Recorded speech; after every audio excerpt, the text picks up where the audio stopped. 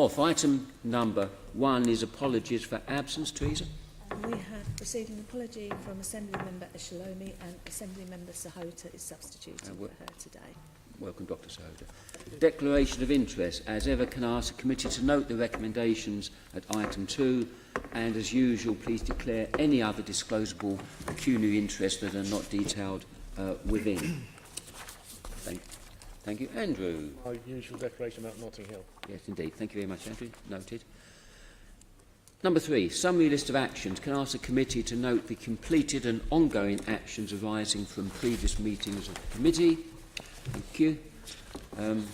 Item 4 now. Can we welcome to the main substantive item our guests, a monthly question and answer session. We understand, Mr. Mayor, that you're having to leave around 12 o'clock. We'll try to work our questions around that. If we have any other questions thereafter, clearly we have the Deputy Mayor and AC Hewitt to help us. So, first of all, I shall lead in the questions. At the top of the list and the top of priority clearly is protecting Londoners from terrorism, and we have had only very recently the incident at Parsons Green.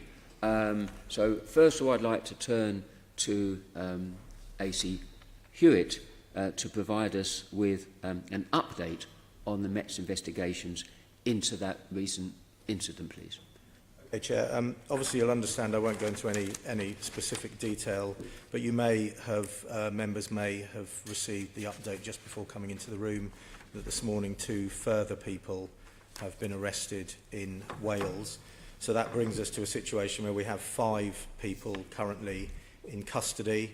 The search that was taking place at Hounslow has now been completed in the commercial premises, and we've got 2 searches still going on at the 2 addresses in Surrey, and 2 searches now going on in Wales in relation to the individuals that have been arrested this morning. So after the response that everyone will have seen on Friday, still a very fast-moving and national investigation. So Counter-Terrorism Command here working very closely with the Welsh Counter-Terrorism Unit and the forces in Wales, and obviously with Surrey Police as well. So we are in the midst of the investigation. You'll understand I can't go into any more detail around that, but it is progressing and progressing at speed. Okay, thank you very much. I mean, clearly physical measures have been and are being put in place to attempt to prevent terrorist incidents. Does this particular, or the nature of this particular incident, change any other way that you need to address prevention at all, or tactics at all? I think we've seen for some time with the attacks that have happened around the world that they are various in the method and the means that the attackers are using. And obviously there is a lot of thinking that goes on within the counter-terrorism world as to how you can better protect individuals, communities, places from potential attacks. And we've seen a range of tactics being used in London in the attacks we've had most recently, but of course Friday's event takes you back to the issue that we had at North Greenwich Tube Station, similar sort of circumstances. So we are looking at all the available means that you have to prevent these kind of attacks. Clearly, open spaces, crowded spaces, there's been various physical mitigation measures put in place, and that work continues to look around where you have crowded spaces. And the kind of proactive work and work with the intelligence agencies in relation to those people that will seek to do attacks similar to the one that we've had on Friday will obviously continue. And of course, I think it fundamentally takes you into the space when you look at the attacks that have happened in London in terms of how we are active in terms of preventing people being radicalised and dealing with those people that we fear are being radicalised. So an enormous range of activity taking place both within Counter-Terrorism Command here, but as you'll be aware, Mark Rowley has the national lead for the Counter-Terrorism Network, working very closely with all the other agencies that are involved in trying to prevent these acts. Okay. Turning now to Mr. Mayor. At the weekend, the level was raised in essence to critical, temporarily as it turned out. And I think this caused Londoners a great concern when they read and saw about that. They may have sensed that things were moving literally to another level. So, Mr. Mayor, are you in that context? It was reduced back down again by the Prime Minister. Are you, as a responsible individual, satisfied that in tackling terrorism, London is protected in context of AC Hewitt's remarks, and also adequately prepared for any future attacks? Thank you, Chairman. It's good to be at the Police and Crime Committee. Can I respond with the first part of your question about the JTAC analysis of threat levels? And JTAC, our independent body, the Joint Terrorism Analysis Centre, no political interference, no involvement from politicians of either national level or London politicians. And they look at the threat levels across the country. And for the last few years now, since 2014, it's been at severe. And that means an attack is highly likely. There have been two occasions, and Martin will correct me if I get this wrong, there have been two occasions in the recent past where it's gone from severe to critical. That means from highly likely to imminent. And the two occasions, Chair, where it's gone to critical are the short periods after the Manchester bomb attack, the Ariana Grande bomb attack, and for a short period after the Parsons Green attack. Now, I've got to be careful what I say for reasons that Martin alluded to, but in general terms, the reason why it tends to go from severe to critical is if the experts believe that, in general terms, there are still other people who could be around, or, for example, the bomb-making factory is not being dealt with, speaking in general terms. And I attended the Cobra meeting chaired by the Prime Minister on Friday and was reassured by the expert advice around the table, including from Mark Rowley, that everything that could be done in that period of time was being done. The second part of your question is, in general terms, are we as safe as we can be? And I think we are doing all that we can do within the resources that we have to keep our city safe. I say this, though, we can't subcontract to our 30,000 police officers and our intelligence services the job to keep us safe. All of us has a responsibility to do our best to keep ourselves safe. If you bear in mind 31,000 police officers is good, but 8.7 million Londoners assisting the police is much better. And look at the last year alone.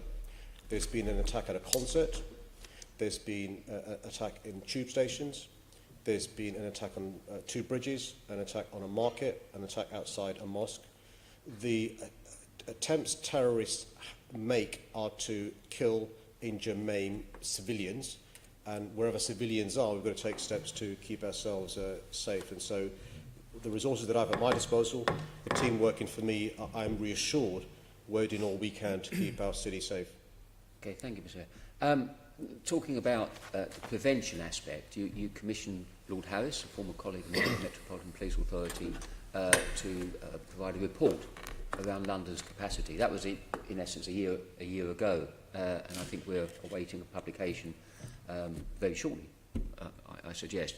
Would you like to comment on the parts of that report that have been implemented, and give us a feeling about when we may see the full report issued, to give us some confidence and reassurance? Sure, thank you. One of the first things I did as Mayor was to seek reassurance around the preparedness of us to deal with a terror attack on London.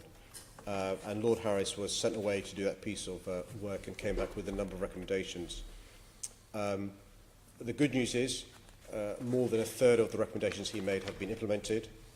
The bad news is a number of recommendations weren't for me or for London. They were national things. They were to do with the Port of London, other bodies. But the good news is we're making good progress in either implementing the other recommendations or having a response. And so this autumn, I'd expect next month, we'll publish a response in relation to the recommendations and where we are on implementing those. Some of those, for example, are to do around schools, some around airports, some around the River Thames that aren't directly the purview of the Mayor. But I would hope London will be reassured by the collegiate way sort of the government family, the security family have been working together to make sure that we're as safe as we possibly can be. And I tell you this, there are cities around the world that come to us for advice and expertise and assistance because of the recognition that we do a remarkable job keeping the global city that we are as safe as we can. Because of the 118 odd recommendations, as you say, many were outside the purview of this building, but it is good that you're committing to publish the report in, say, October. Hopefully we can see those that have been implemented, those that are in hand, those that perhaps were too much of an ask. And we look forward to that and comment on that as a committee. And it's pleasing that you're saying that, in your estimation, London is prepared in that respect for any future terrorist event. And AC Hewitt, you've given reassurance that AC Rowley has the resources available to him, again, to protecting Londoners. Can I, if I may, Chair, just make one comment on that? It is much more than just the resources that Mark Rowley has with him, and I think it really is important that the response to terrorism, in both in preventive sense and then very much in a response sense when there has been an incident, is a whole policing system response. And those people that are badged as working within counter-terrorism obviously have very critical roles, but the rest of the organisation comes into play and has a very vital role in the response. When you look at what happened on Friday, and sadly over the summer period we've become very practiced at how we respond to an incident, but the work that then goes on in every community in terms of reassuring at iconic sites, and in this instance at sort of travel sites, but then going and working directly with communities that will be particularly impacted or particularly concerned, the work that then kicks in around how we deal with potential instances of hate crime as a result of events,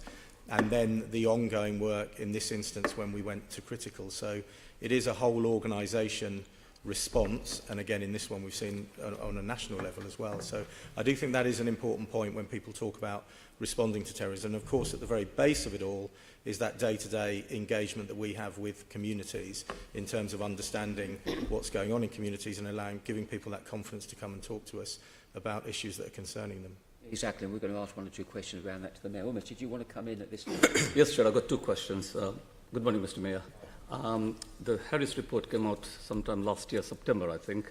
October. We've been told for quite some time now, and the Chair has already asked about this, that the report will be published soon, sometime in October. Have you got a date for publication of your response to the report? The report's been published. Yes. The response to the recommendations is what I'm talking about. And I'd expect to publish the response to the recommendations in October. You haven't got a date. I mean, October is just around the corner. No, but we could, if we printed it today, things are so fluid in relation to other implementation, but we think October. But it will be published sometime, your response will be published sometime in October. The progress made will be published in October, yeah. Second, Mr. Mayor, you talked about other cities around the world, looking quite rightly to London and the work that both yourself at the political level and the Metropolitan Police are doing to combat the terrorist threat. The Mayor of Nice, Christian Strossi, is calling a conference of leaders of cities across Europe to look at ways of responding to such threats, and particularly better safeguards against vehicle attacks. This was reported in the press last month, in The Guardian and in the Washington Post. In language that may seem very familiar to you, he said that some 30 million euros had been spent on protecting potential targets areas in the city from possible vehicle attacks since last year. But cities needed more money to cope with the new threats.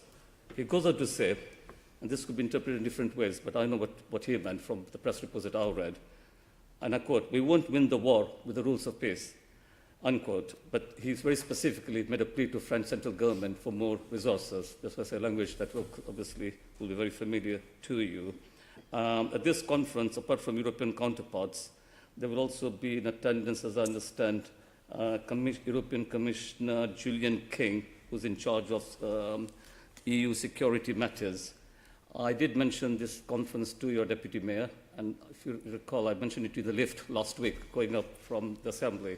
Are you aware of this conference? Will you be planning to go to it or send someone to it? It's only around the corner. It's on September the 28th, 29th. Sure. Let me answer. I'm not going, but let me answer the question this way. I have personally, and we have lots of good cooperation with our colleagues across Europe. I met the EU Commissioner Julian King when I was in Brussels, and I also met the mayors of various cities across Europe. But you're right to remind all of us that actually the shift in attempts by terrorists to attack us is one that's been seen across Europe: Barcelona, Brussels, Paris, Stockholm, Rotterdam, other cities across Europe. And this initiative from the Mayor of Nice is one I welcome. We do lots of cross-border work all the time. One of the things we do is give advice and best practice, and we're ready to do so, and also to learn from other cities across Europe. And, you know, Mark Rowley regularly visits other cities across Europe and across the world to get best advice, to pinch good ideas, to see what others are doing. And one of the things we will continue to do is to do that. But that particular conference, I won't be attending, but obviously we'll make sure that we get a good readout in relation to any ideas from the conference and things we can learn. Hostile vehicle mitigation is one of the things that cities across Europe are doing. One of the things the chairman alluded to was the work around prevent. We are, imperfect as we are, a world leader when it comes to addressing the issue of preventing radicalisation. So ideas we can give to other colleagues across Europe, we do so regularly. We've got some questions coming up on Sure, preventing radicalisation and anti-extremism programmes. Sure. No, so, I saw Tony. Mr. Hewitt, were you in any way limited by lack of resources in dealing with the incident at Parsons Green? No, in terms of dealing with that specific incident, I am confident that we had the resources available. So clearly the initial response was conducted by both Met police officers and British Transport police officers because of where it occurred, and we were able to get control of that scene very quickly and deal with what inevitably is a very chaotic and confusing scenario. As soon as that situation has been declared as a terrorist incident, which happened very quickly after the initial reaction, then Counter-Terrorism Command swing in with all the resources that they will bring in to start to conduct the initial investigation. So in relation to that particular incident last Friday, I'm comfortable that we had enough resources to deal with what we needed to deal with. And it was, in a sense, a very self-contained, in the sort of geography of it, it was a very self-contained incident. It becomes an incredibly large investigation, and then, as I alluded to earlier, we kick off a whole range of activities all over the city, but we were able to deal with that one comfortably on Friday. Thank you. You referred to in that incident. Are you suggesting that there have been occasions when you have not had sufficient resources?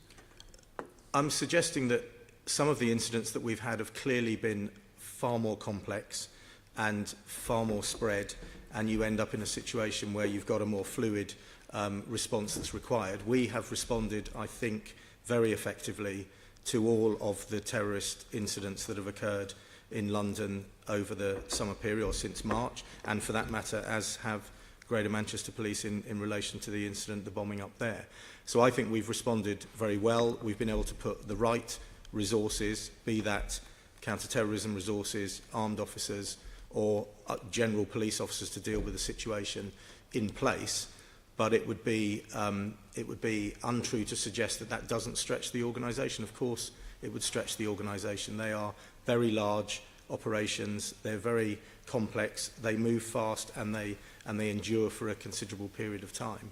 But we have been able, I think, to respond very effectively to all of the incidents that have occurred in London. You suggested that when counter-terrorism swings in, I wouldn't say you're going from famine to feast, but are you saying that once a thing has been declared as a terrorist incident, instantly more resources become available to you?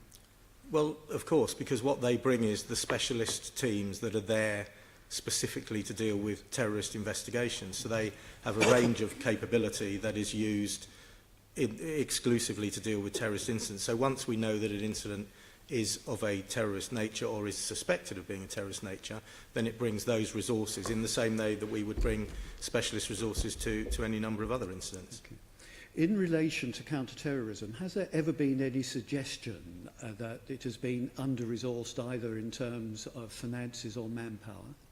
Well, I suspect that if Mark Rowley was here, he would always say that he could use more resources, and there are always additional things that we can do. But I think it is an area where there has been a focus for resourcing, and as I say, I guess I go back to the fact that we've had probably the most challenging period that we can remember, and that we have coped adequately with both the response and the investigations into those incidents. Yes, I don't think there's anyone here who would suggest that you haven't coped well.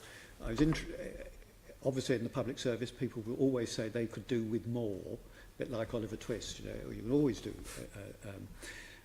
with more. Can you think of anything that London is lacking or counter-terrorism is lacking that resources could provide? I don't think there is a specific area that I would go to, and I would say, you know, this is not, this is an area that Mark, and as you would imagine within the counter-terrorism world, it's not an area that's kind of openly discussed across the piece. I think one of the single biggest challenges that we all have, and this would go across for policing generally, is our capability to deal with digital evidence, and the amount of digital evidence now that exists in almost any investigation that we undertake. It exists in low-level volume crime investigations because so much of what is happening with people will be happening on their phones and so on. And I think particularly in terrorist investigations there is an enormous amount of digital forensic work that goes on. But that's got nothing to do with money. Well, everything has something to do with money because we only have the resources that we have. Yes, but what you were describing is something you would need to train people to do, and it requires resource and have them able to do it.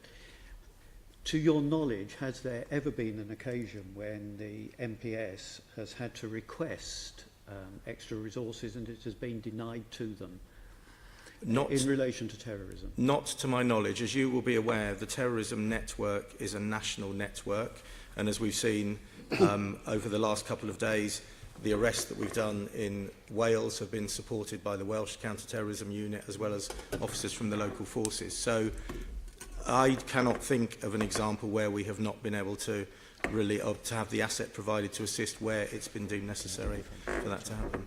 Can I ask you, Mr. Mayor, and the Deputy Mayor, can you think of an occasion when you've asked for money to assist in terrorism matters that it's been refused? Now, can I reassure you, one of the benefits of the COBRA system is the Prime Minister chairs the meeting, and what's been remarkable, and I've observed now for 60 months, I'm afraid, too often, is the collegiate way the government family, but also the security family, comes together. I'll give you an example.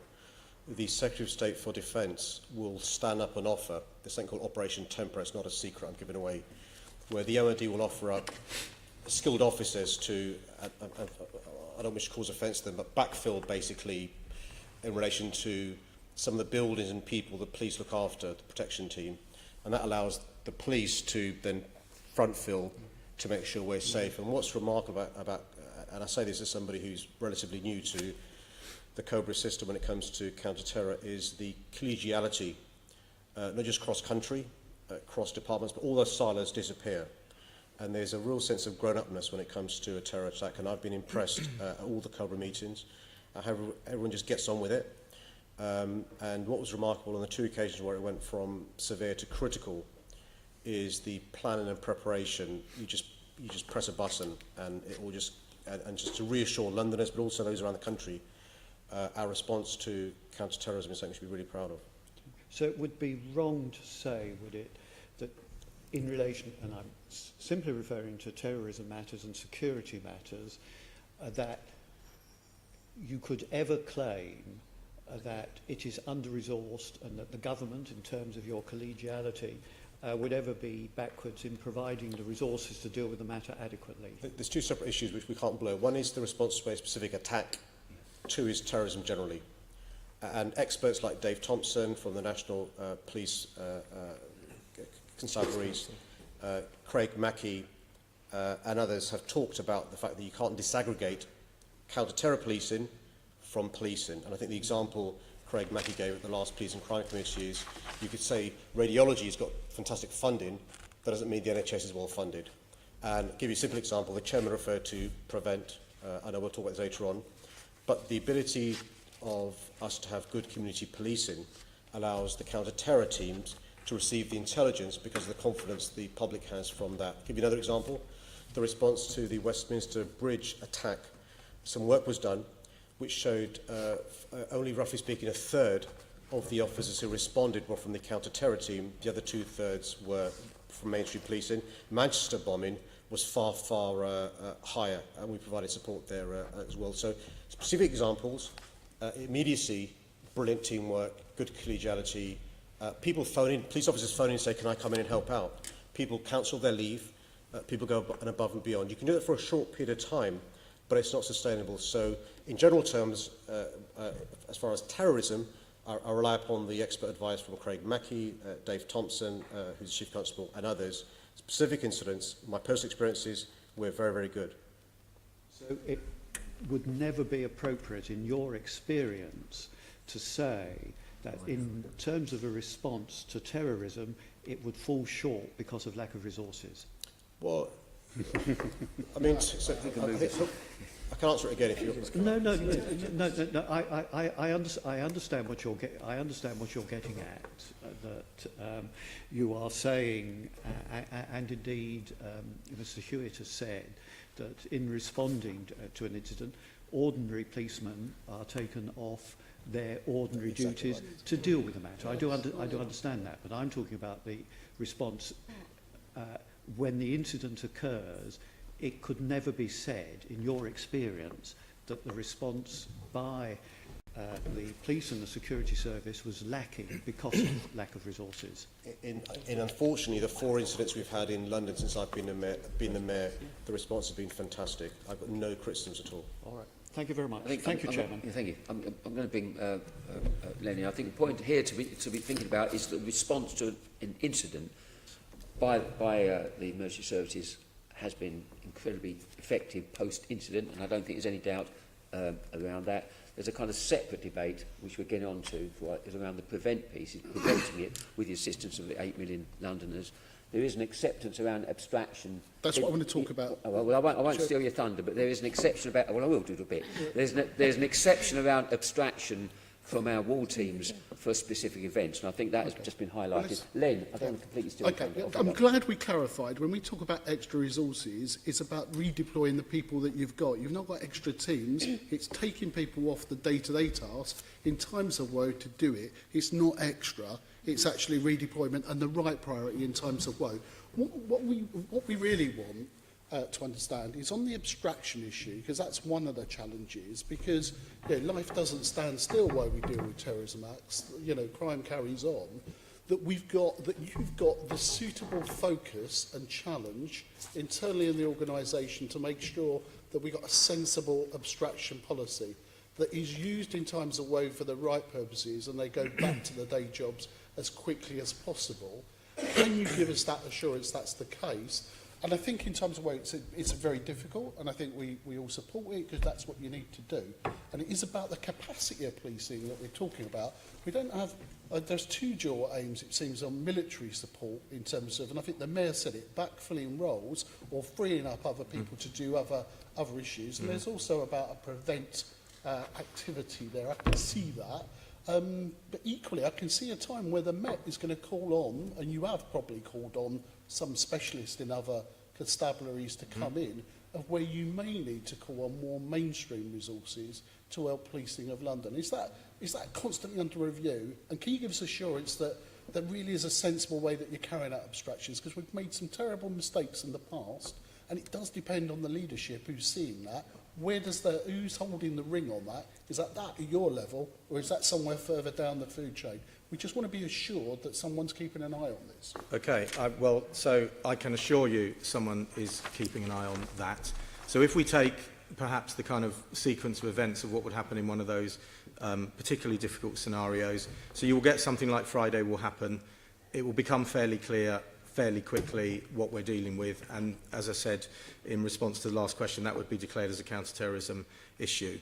There is a group that sits routinely but will sit as a special case if you get an attack, which is the Security Review Committee that looks at how we are dealing with, that's an internal Met chaired by a Deputy Assistant Commissioner. And in response to what we think the incident is telling us we need to do, that committee will start saying, we need this level of resource. So you've understandably got your immediate deal with the scene.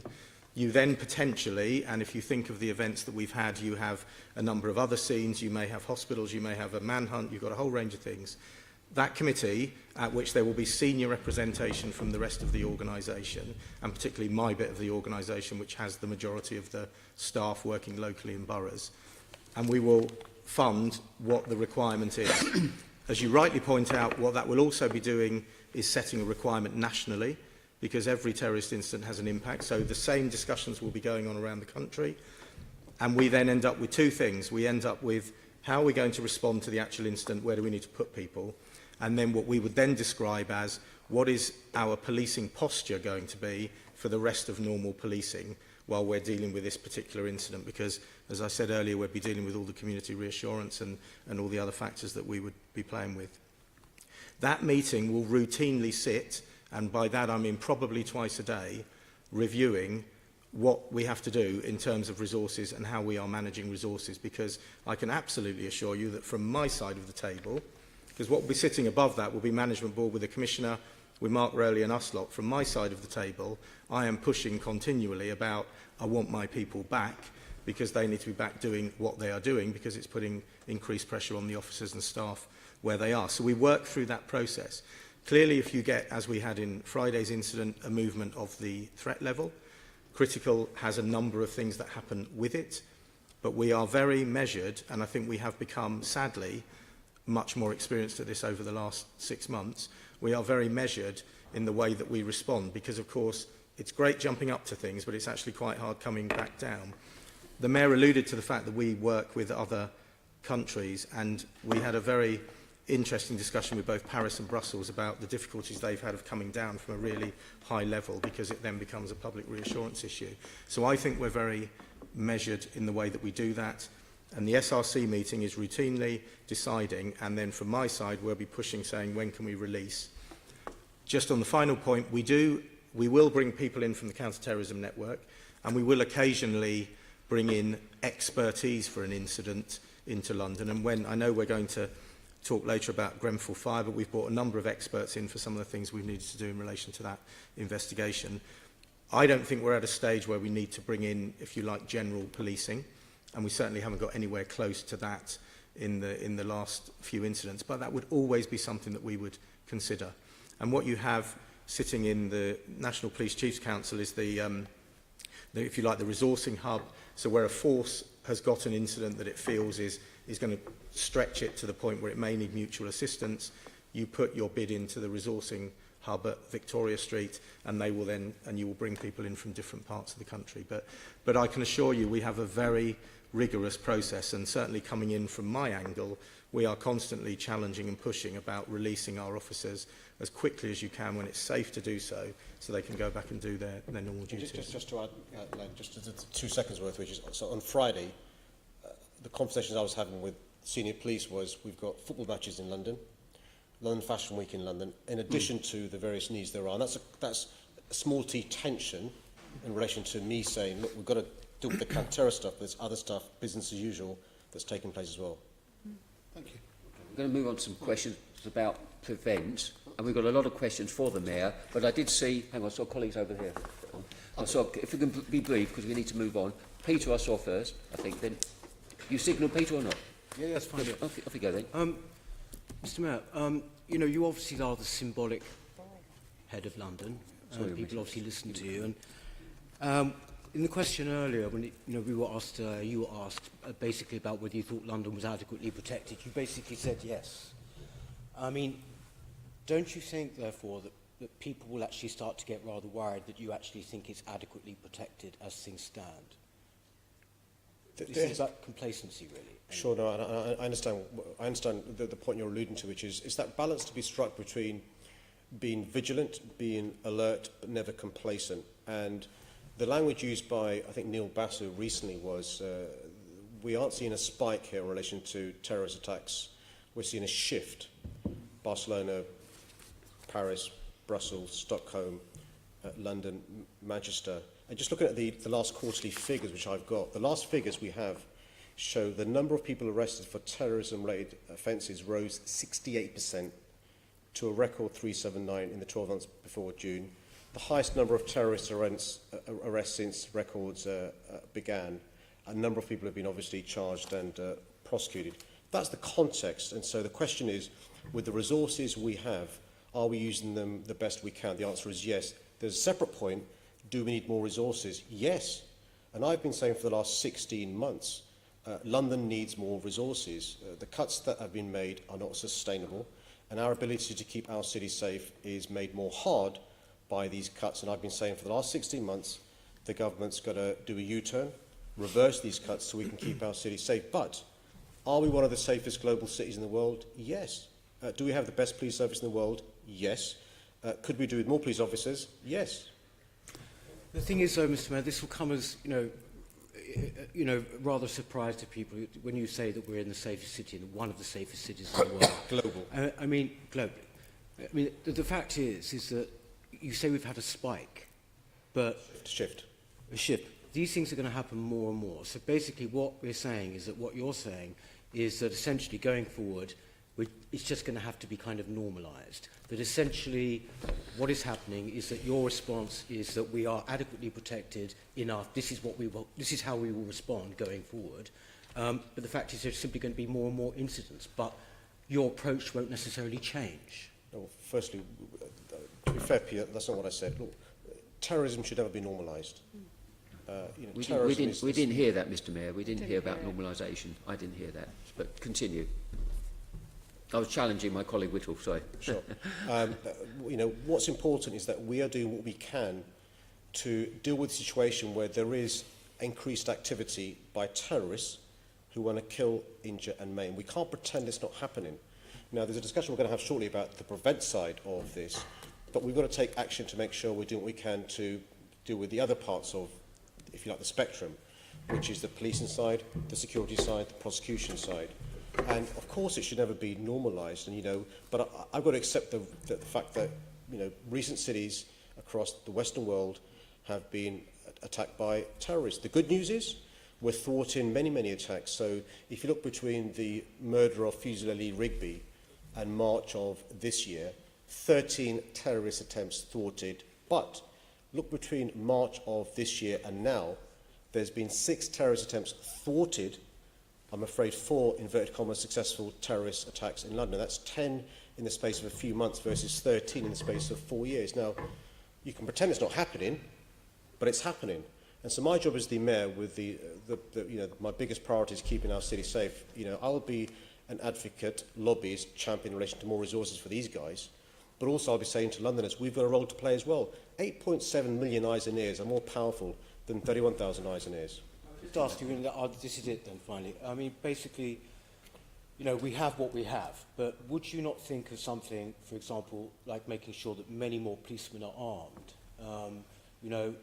In the case of the Borough Street, High Street attack, one of the policemen sort of tried to fend these people off with a baton. Basically, surely it requires a complete different shift in the way that we look at these things. Well, maybe I'll let AC Hewitt answer the question about whether he thinks having 30,000 police officers with guns makes us more safe or less safe.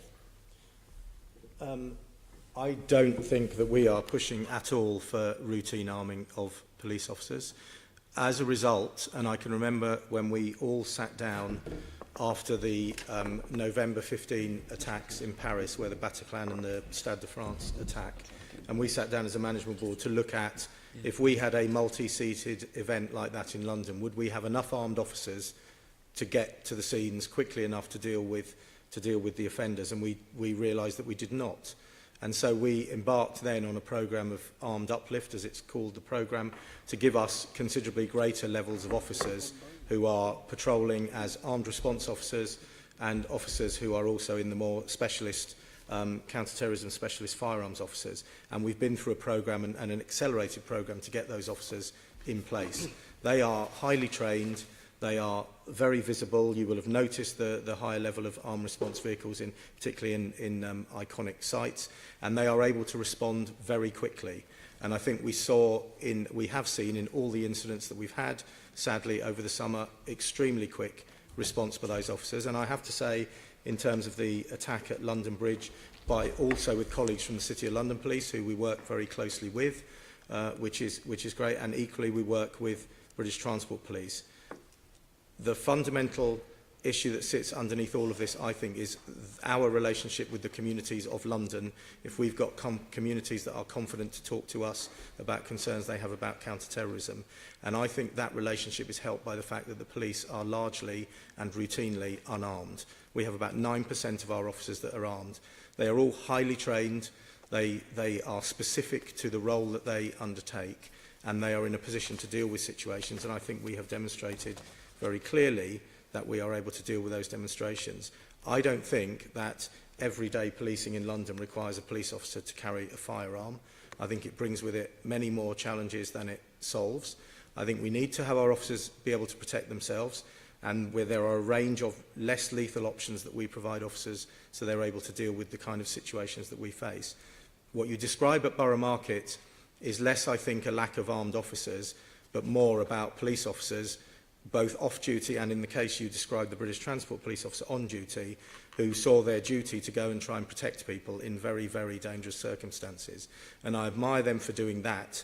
I don't think those examples take us to a place where we want to try and have every police officer walking around with a firearm and all the training and, I think, community relation implications that would come with that. I think that Peter, I'm going to move on now. I think that takes us nicely into the... No, okay, so... That takes us nicely into prevent discussion. Susie, do you have a very quick question? It's Because we need to move very on. quick, yes. Given that we are very honoured, really, in this committee to know exactly what the police are doing, we know the resources you've got, we know the skills that you have, and we admire and thank you for that. I believe that the people of London need reassurance from their mayor. So therefore, do you think it's appropriate that the first things that come out of your mouth after the Parsons Green event is comments upon the funding of the Met? Do you not think at that time you should have been reassuring the public? Because the public haven't got the amount of information we have of the resources and the abilities of our police. Do you, or yes or no, do you think you should have just gone straight in for the funding or not? It's a fair It's question. not a yes isn't or it? no question, Chair, with respect. It's a fair enough question. You comment on it, please. I'm quite clear that if I'm asked a direct question, do our police have enough resources, the answer is no. And if I'm asked a question, I'll just give direct answers. So the answer is, our police did a brilliant job on Friday, Saturday, Sunday, today.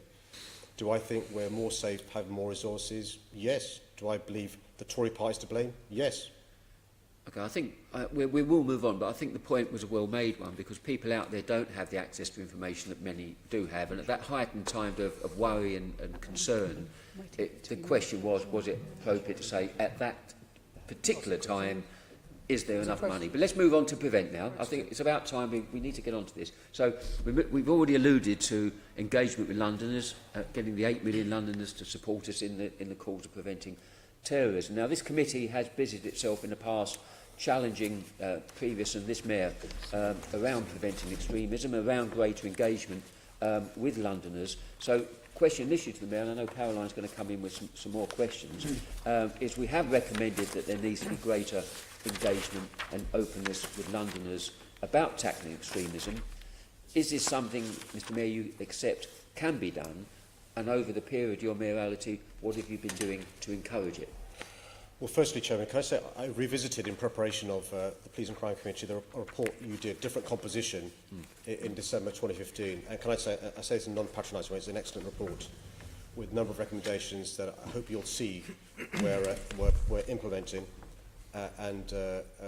We've taken on board some of the recommendations you made, even though previous committee, before our administration, and some of the stuff that Sophie's been doing around the contest board, around the work, working with the London Crime Prevention Board, and the work we're doing around neighbourhood policing, the work we're doing working with those who lead the London Council's response to prevent, is implementing some of the stuff you talked about. But I'm not going to pretend we're not frustrated in relation to the delay in the government's contest strategy. We're frustrated in relation to the response to Louise Casey's excellent report. But by and large, we think, preventing young people being radicalised is really important. It is not the case, as much as we'd like to think it was the case, that the people who are trying to kill, injure and maim us come from somewhere else to this country to blow us up or to stab us or to do all the things they've been doing. I'm afraid the bad news is there are people born and raised in our city who are, if you like, groomed, radicalised, and we've got to do a far better job at stopping them being radicalised. And there's always more work we can do. It's not simply a policing issue. It's not simply a City Hall issue. And there's a role for us to play providing leadership. At the moment, that pan-London leadership doesn't fall with City Hall, for reasons you'll appreciate. There are statutory duties on local authorities and others. And we're in discussions with the Home Office in relation to trying to improve the position of Prevent in London. I think I should bring Caroline in and Unmesh, because there are concerns, I think Unmesh will comment on this, around things like radicalisation in prisons, which sit outside your purview, returning jihadists, which again sits slightly Saib. So I'll bring Caroline. Do you want to take this further? Yes, I just want to pick up in terms of one of our recommendations in our report was around sort of bringing the Prevent programme under London, under yourself and your office, because there's a huge disparity between the boroughs, which we didn't think made sense, and there's a huge secret squirrel agenda around this. We have no idea what's going on, what's working, what's not working. And I was wondering what progress you've made with the Home Office on trying to bring some of this under your control. So I'm happy to bring Sophie in relation to the conversations she's been having with the Home Office. It's not great news, but it's progress we are making. But just to remind those who don't know, who are watching this, the way it works is there's money that comes from Home Office directly to councils for specific projects, which is an issue, which you know well about from your contacts with the community. And so Sophie's been in discussions with the Home Office, and I'll let Sophie come in to give you an update on those discussions. Okay. So in relation to what I chair the contest board, which is a pan-London strategic leadership around this, and we have been having discussions with the Home Office. It's not so much discussions around taking the prevent duty away from local authorities, because actually a lot of this does have to be locally delivered, but we're having discussions with them about ensuring that we can commission pan-London and we can have some a view of what is happening pan-London, of exactly what you're talking about what works, what's good practice, and how we can make sure that everybody gets up to the standard of the best. We're ongoing with those discussions. I really hope that we're going to make, we'll be able to come to some agreements around that. But as through the contest board, and you'll be able to see it, and actually one of the recommendations from your report was that we should be more open and accessible. We have been putting the minutes of the meetings onto the website. They have there's 3 lots of minutes from January onwards. You'll be able to see that we have had discussions around what is happening in each of the local authorities, how that links into the London Prevent Board, chaired by the Chief Executive of Waltham Forest, Martin Eastham, and what good practice there is. So we are having those discussions as well as the negotiations with the Home Office. We've also, in terms of picking up on the prison population and extremism and radicalisation within prisons, whilst it's not, we don't have any direct control or levers around that, we've had discussions via the contest board with the offender management to make sure that everybody around the table understands what's needed, where the gaps are, and that's part of the work that we have done through the contest board, and that is pan-London, looking at all the different aspects around prisons, around local authorities, and around how we really can prevent radicalisation. Have you made any progress with the Home Office in terms of those boroughs that aren't getting funding when actually they're just the other side of the road and communities don't and it doesn't fit in the ward bound, in the borough boundaries? Have you made any progress there? Because that was a huge concern. That's certainly a discussion I've had with a number of boroughs and with the Home Office, and the officers have been having, because that is an issue, because people, as with every issue around policing and crime, it's not a respecter of borough boundaries, and people do move, and different between different authorities. It's certainly discussions we're having and negotiations we're having. It's very much on the agenda. Great, thank you. I've got 3 or 4 questions to ask of the Mayor and/or his Deputy Mayor. But just carrying on, Mr. Mayor, speaking very generally, I think it's important that we don't throw the baby with the bathwater. Yes, Prevent has been heavily criticised. It does need to be revamped, rethought. I personally believe that any strategy that does not win the hearts and minds of the communities it is aimed at, and let me rephrase that, actually, terrorism concerns us all, radicalisation concerns us all. But you've got to win the hearts and minds of communities that a particular strategy is aimed at specifically. But having said that, that it needs to be revamped, would you agree with me that so far the Prevent programme is only show in town? The MCB talked about 2 years ago about launching their own version of Prevent. I may be wrong, but I've yet to hear from them. So it's important that we build on the good points of Prevent and not abandon it completely.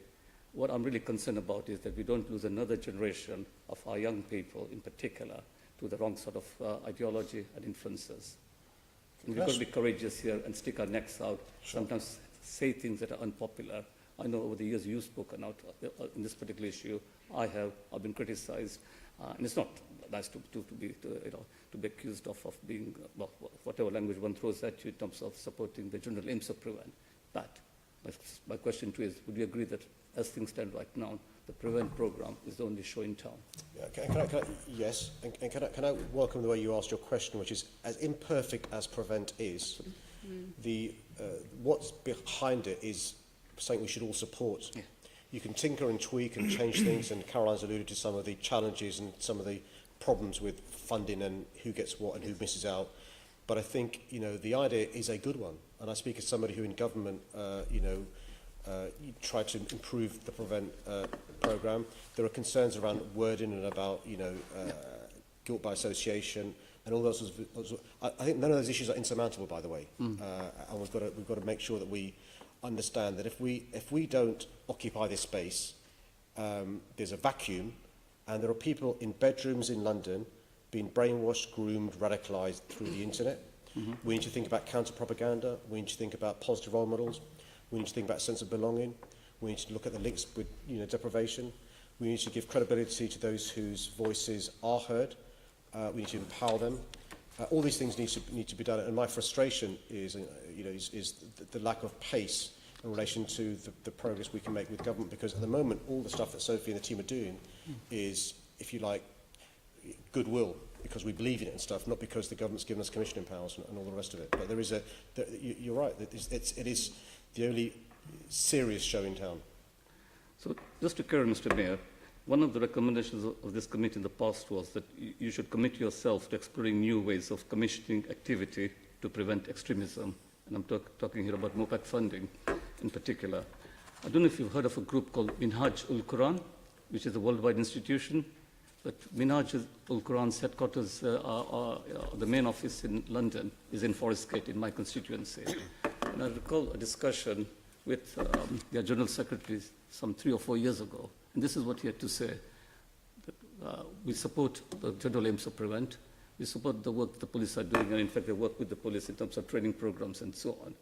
But, and these words have always stuck in my mind, until and unless you challenge the ideological foundations of what these people say about Islam, you will never win the battle. And Minhaj do a lot of educational work. Would you look at ways of, and your deputy, of seeing how MOPAC funding in terms of educational work can be directed or redirected towards groups that seek to promote a positive image of, in this case, Islam, but also, more importantly, take on people who put out the wrong interpretation of Islam, as we are talking about in this particular case. But a much more proactive educational program is needed. As I say, I do agree with this particular individual and the work of the Minhaj internationally. I mean, the world leader of Minhaj, Dr. Qadri, issued a fatwa against Al-Qaeda some years ago, sure, and has been very outspoken, has written books in this respect, has spoken all over the world. And as the Home Office and the police do work with them, certainly knew they do. But until and unless we challenge ideological foundations, the wrong message about Islam, in this case, we're talking about Islam, the terrorism respects no religion, and that it will be difficult for us to win this battle in the long run. I mean, Sophie talked about some of the work that MOPAC are doing in relation to making progress on Prevent with the Home Office. There's other work City Hall's doing around social integration, social mobility. Matthew Ryder, the Deputy Mayor there, is doing work there. I think what we've got to be a bit careful is I think it'd be unfair to, I'm not sure you were saying this, but it'd be unfair to characterise the British Muslim community as a community that has not condemned unequivocally the acts of terrorists and also taken on theologically some of the concerns raised. I remember in 2008 as a minister seeing examples of British Muslim clerics and others taking on the ideology, the jurisprudence relied upon by those preachers of hate. You'll be aware that shortly after the London Bridge attack, you had a fatwa from British Muslim scholars saying they wouldn't bury those responsible for the terrorist attack with a Muslim burial because they were, inverted commas, outside the fold. So, look, of course, there is more, you know, it'd be great if that was amplified and more people knew about that. You'll also be aware, of course, of the leader in Finsbury Park Mosque who stopped the passers-by, frankly speaking, beating to death the terrorists, and he reminded them of the Muslim teachings and the work he's been doing there. So look, there's lots of work taking place, and if we can use whatever means possible to amplify that good work and to show those minority of individuals who are groomed and brainwashed the other way what true Islam is, that's a good thing. Well, I would ask you to take note of the work of the Minhaj al-Quran. Just moving on, an inquiry was commissioned by David Cameron in December 2015, and this was a response to their then partners in the coalition government, Lib Dems, and to look at foreign funding of extremist Islamist groups, and in particular links with, alleged links with Saudi Arabia. This report was due to be published in spring 2016, but the Home Office has since admitted it may never be released due to sensitive contents. Do you think the Home Office should publish this report into the foreign funding of such extremist groups? And if so, will you write to the Home Secretary and put all pressure that you can, using the powers of your office, to ensure that this report is published, is in the public domain? My problem is I'm not sure if it is sensitive, so... Well, that's what we are told by the Home Office. Sure. I mean, I think it's a government-issued report, so you can pressurise them to issue it, but yeah, the question stands. But all the point I'm making almost is, I mean, there are various theories why this report hasn't been published, and we know of the concerns people have around around contracts with some of the countries that are involved. What I will say is, you know, it's quite clear that there is no evidence of interference from, you know, other countries in relation to radicalisation. But I don't know enough about the report and the concerns the government has around sensitivities and stuff, but, you know... Well, perhaps you could look into it, but earlier this year, both Jeremy Corbyn and Tim Farron called on the government to publish this report, which allegedly focused on the role of Saudi Arabia in particular. But as I appreciate that you don't have the direct powers, but certainly the powers of your office to add your weight to that of the leader of the two leaders, Tim Farron's and Jeremy Corbyn's, and see what you can do. Okay. And okay, I'll leave it at that, Chair. okay, thank you. I think just to finalise on this before we move on, I think it's the committee recognises the strength of the response, but also the importance of the prevention and the fact that actually at the moment we haven't got to where we want to be based on the early committee reports around working with the Home Office and leading in that manner. We'll return to that at a later date. You mentioned Matthew Ryder, Deputy Mayor, and again I'm impressed by the sort of work that he's doing, and I know he's drawing up a plan and a funding budget that is actually about integration, some of the things we're talking about, and I think that's reassuring. And talking about reports, I had frustrations around the Casey report, because that was commissioned and then kind of appeared to get buried, so I don't quite know where that particularly went. Now, I want to move on, if I may, to Grenfell, which clearly the Met has now opened a criminal investigation into the fire. But really we want some questions towards the Mayor around this, and Andrew, you're leading. Before we do that, could I just have one question on counter-terrorism, and that's this. We've looked at response after the event. We've looked at prevent with a capital P. It's a resources issue. It's prevent with a small p. It's the gathering of intelligence. And the gathering of intelligence, we've heard from Craig Mackey time and time again, starts at the community level. And if we don't have the community officers on the beat, we don't get that intelligence coming through. Now, you can't say whether any of the recent incidents could have been prevented if we'd had more police officers in the communities gathering intelligence that way. But isn't that really where the resource issue bites into counter-terrorism? Absolutely, and one of the reasons why we were so keen to increase the number of dedicated ward officers, if you like, bobbies in the beat, was to build up that trust and confidence between Londoners and the police. And that's what policing by consent is all about. And you speak to any police expert, they will tell you the importance of that police, and that's why, you know, we've been saying since for the last 16 months. I know some people don't like it, but we need more resources. I know some people are embarrassed by it, but we need more resources, and I will not stop saying that until we get the resources we need. We'll get on to frontline policing and some other questions. Well, I thought it was important to put that point, because it's the third strand of this issue which hasn't been covered. Going on to Grenfell, Mr Mayor, you've raised the question of trust and confidence in the police, and one of the issues that has arisen around the Grenfell incident has been the question of trust and confidence in the police inquiry. How are you trying to ensure that trust and confidence of the community is built? Because obviously there was a lot of suspicion at the beginning, rightly or wrongly, about what had been going on, about the number of fatalities and so forth, and all sorts of hairs were set running, and some people were making rather unfortunate political capital out of what was being going on. How are we trying to maintain and build the trust and confidence of the community? How are we going to try and ensure that the inquiry is thorough and transparent? Well, firstly, can I thank you for the advice you've given my office in relation to inquiries from your previous experience. Look, when I've been attending the area over the last, you know, Notting Hill, North Kent, in the last few weeks, What's clear to me in relation to what the residents want is they want to know what happened in relation to Grenfell Tower, in the real sense of the word. They want justice to be done. Those responsible for the lead up to and what we saw in Grenfell Tower to have justice done, and that means criminal prosecutions. I'll come to that in a second. And thirdly, lessons learned, so it never happens again. And I think what's happened over the course of the last few weeks and months is a breakdown of trust and confidence between the local community and those in positions of power and influence. And I mean that in the loosest sense of the term. People in positions of power and influence, in the eyes of the community, have let that community down for years. And a public inquiry can be a useful vehicle to get to the bottom of what happened. Bearing in mind, you'll be aware that they can't, decide upon civil or criminal liability, but the facts are uncovered. We saw with Hillsborough, we saw with other public inquiries how useful they've been as a vehicle.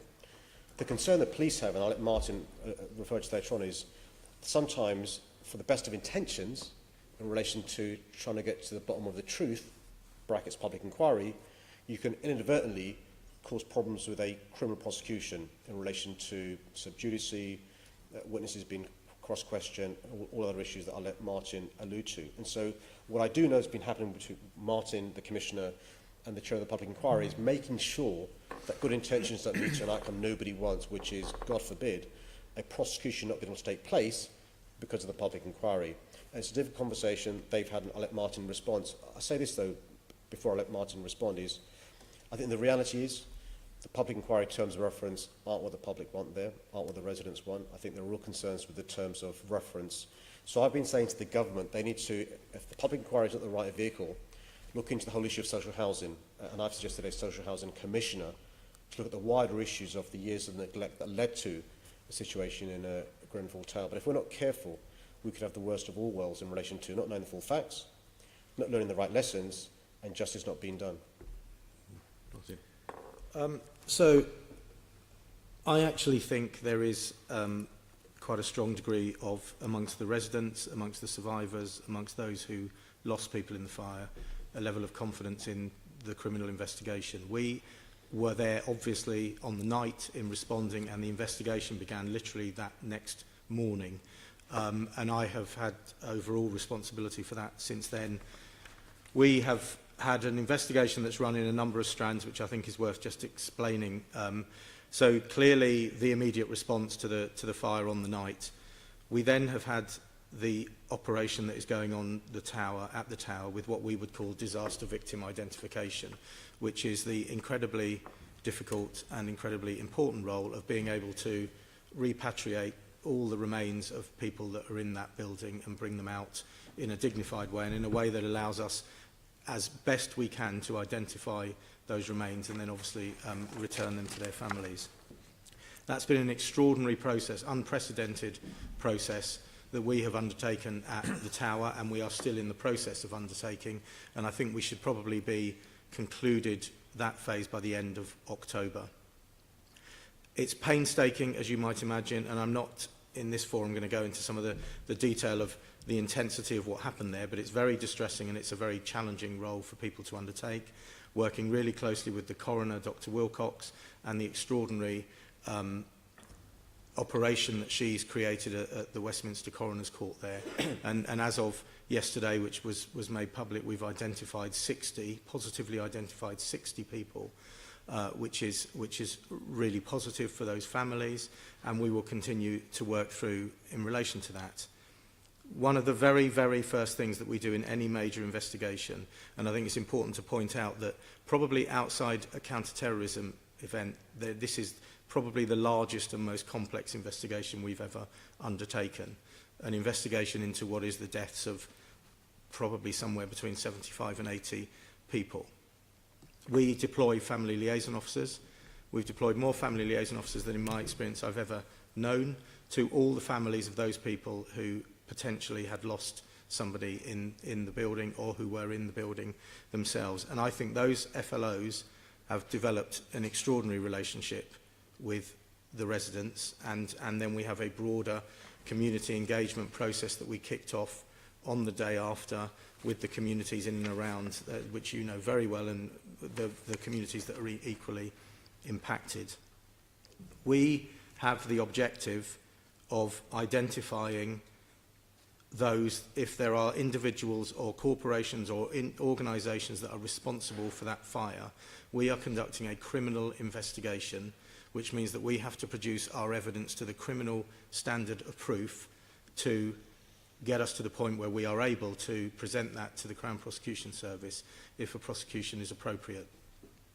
This is one of the unique things, I think, it's probably fair to go as far as unique in my experience, is in many cases when you start a big complex investigation, you might not know at that stage who the suspects or suspect organisations are. And that's definitely true here. But equally in this case, we don't even know yet what the offences might be, because there are a range of offences that could be in play here, from obviously ones that we've been very public about the potential for corporate manslaughter or manslaughter by gross negligence in the case of individuals, and there will be an entire range of regulatory offences around building regulations, fire regulations and a whole host of others. We're starting from a situation where what we are looking at in primary terms is the original construction of the building, the refurbishment of the building, the management of the building, and then obviously the response by all agencies on the night. And that's the core of our investigation. We've identified over 2,500 witnesses at this stage, and we've taken initial witness accounts from about 1,000 people. In those 4 stages that I talked about, in terms of organisations and institutions, there's over 330 organisations, companies, corporate bodies who have had some role in each of those stages. And we're obviously working through enormous amounts of documentary evidence. And that is going to take us time. And fundamentally what sits at the centre of all of that is an very, very large and complex fire investigation. So we have the building research establishment who are conducting that with our forensic people, and they are going through that process because, you know, there's plenty out there in the media about what may or may not have caused that fire to behave in the completely unprecedented way that it behaved. And I guess where we get to at the end will be a combination of a number of factors that have come together at that point to do that. That is a painstaking process that we have to go through. And as I say, and the really important point is, when we get to the end of that process, it has to be sufficiently robust that it meets the criminal standard of proof, and it goes into a criminal trial potentially, which is an adversarial process where clearly those that we are accusing will be defending themselves. So it has to be done in a very, very methodical fashion. We started the investigation the day after. I have, in the pure investigation and family liaison, about 180 officers working in this, and on top of that are all the officers on a daily basis, the disaster victim identification officers and the search officers that are in the building itself. So it's an extraordinary investigation. We've had senior Crown Prosecution Service lawyers working alongside us from the outset, and in fact the lawyer that we have is the lawyer who worked on the Lacanau House investigation in Southwark, so has real context in relation to that. And we are continually updating the families and all those affected, either individually through family liaison officers, individually actually through the senior investigating officers with those that have lost people, and then in group meetings. We had a meeting at the beginning of this week, and a whole range of communication mechanisms to make sure that those people, all those that are affected, understand what we're doing, understand how we're doing it. And it is absolutely clear to me, as the Mayor has said, that the overriding imperative that comes from those family members is they want people to be held accountable, those people that should be held accountable for what caused that fire and ultimately caused those deaths. And that is the role that our criminal investigation will undertake. I've met personally twice with the judge and the chair of the inquiry and his senior team, because there is a tension between a public inquiry where, quite properly, his objective is to put all the information that he gets out into the public domain, as you would expect, and our requirement to protect and manage evidence as we go forward. And it is really complex because in one sense, they could say, well, just tell us the bits that aren't going to be significant, and that's okay. But as I said at the very beginning, we don't know what's going to be significant as we work our way through over 30 million documents and interview all sorts of people. And as you would understand, in any complicated investigation, we would have a very phased process to when we interview people and how we interview people and how evidence and information is disclosed to those people as we go forward. So we're working very closely with the team. We recently had his senior lawyers come out and visit the site and go through the site and understand the work that we're doing there. They visited the major incident room to understand the scale and the nature of how we investigate a serious crime, and they've also sat with our forensic people to look at the process that we're undertaking with the building research establishment. And we will continue to work forward. I have absolutely no desire to frustrate the aims of the public inquiry. Of course I don't. And clearly there is a legal requirement on me to share everything with the public inquiry. But where I need to hold the line is in terms of protecting the integrity of our criminal investigation.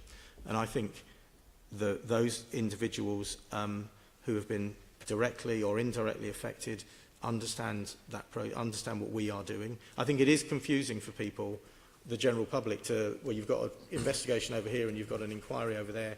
How does that fit together? And we're doing our best to communicate clearly and doing our best to work with the inquiry to communicate that, because there are lots of things that the inquiry will be able to speak about very quickly and needs to speak about. And one of the first things, just to be very clear, in the very first Prime Minister chaired meeting that I was at and the Mayor was at, we made it very clear that if we uncover any bit of evidence that has a broader public safety implication, then we will share that immediately, and we've worked really closely with DCLG in relation to that. So I think we are in a better place. You alluded to a lot of the speculation that took place in the immediate aftermath of the fire about the number of people that may or may not have been killed, which was very, very unhelpful, and quite frankly, most importantly, very distressing for people who were affected by that fire. We can only, and we had some very uncomfortable meetings with family members, because I will only work on facts. I'm not going to speculate to make a meeting easier or to make people feel better. So we have had to stick to the facts, and I'm confident that by the enormous process that we've done of basically deconflicting all the information that has come down, takes us to a point where we now have a definitive number of people that we believe are reported as missing, and we have not managed to find them. And we have, as was mentioned yesterday in the media, we've now got the definitive position on the CCTV footage of all the people that we saw leaving in the immediate aftermath of the fire, and that's about 250 odd that we've positively identified. And we now tragically have 60 people's lives that we have identified as having been lost in the fire, and there will be more than that. So I think there is confidence in that community. There is obviously frustration and anger and hurt, but I think there is confidence, and we are doing what we always do, which is we're just very honest, and the FLOs are being very honest with people, and we at a senior level are putting ourselves in front of those groups. And obviously there is oversight when the Mayor meets with the Commissioner, and when Deputy Mayor meets with me. This is an area that is constantly arranged, because, as I say, it is unparalleled in terms of an investigation of its kind. Thank you for that pretty comprehensive update. A few follow-up questions.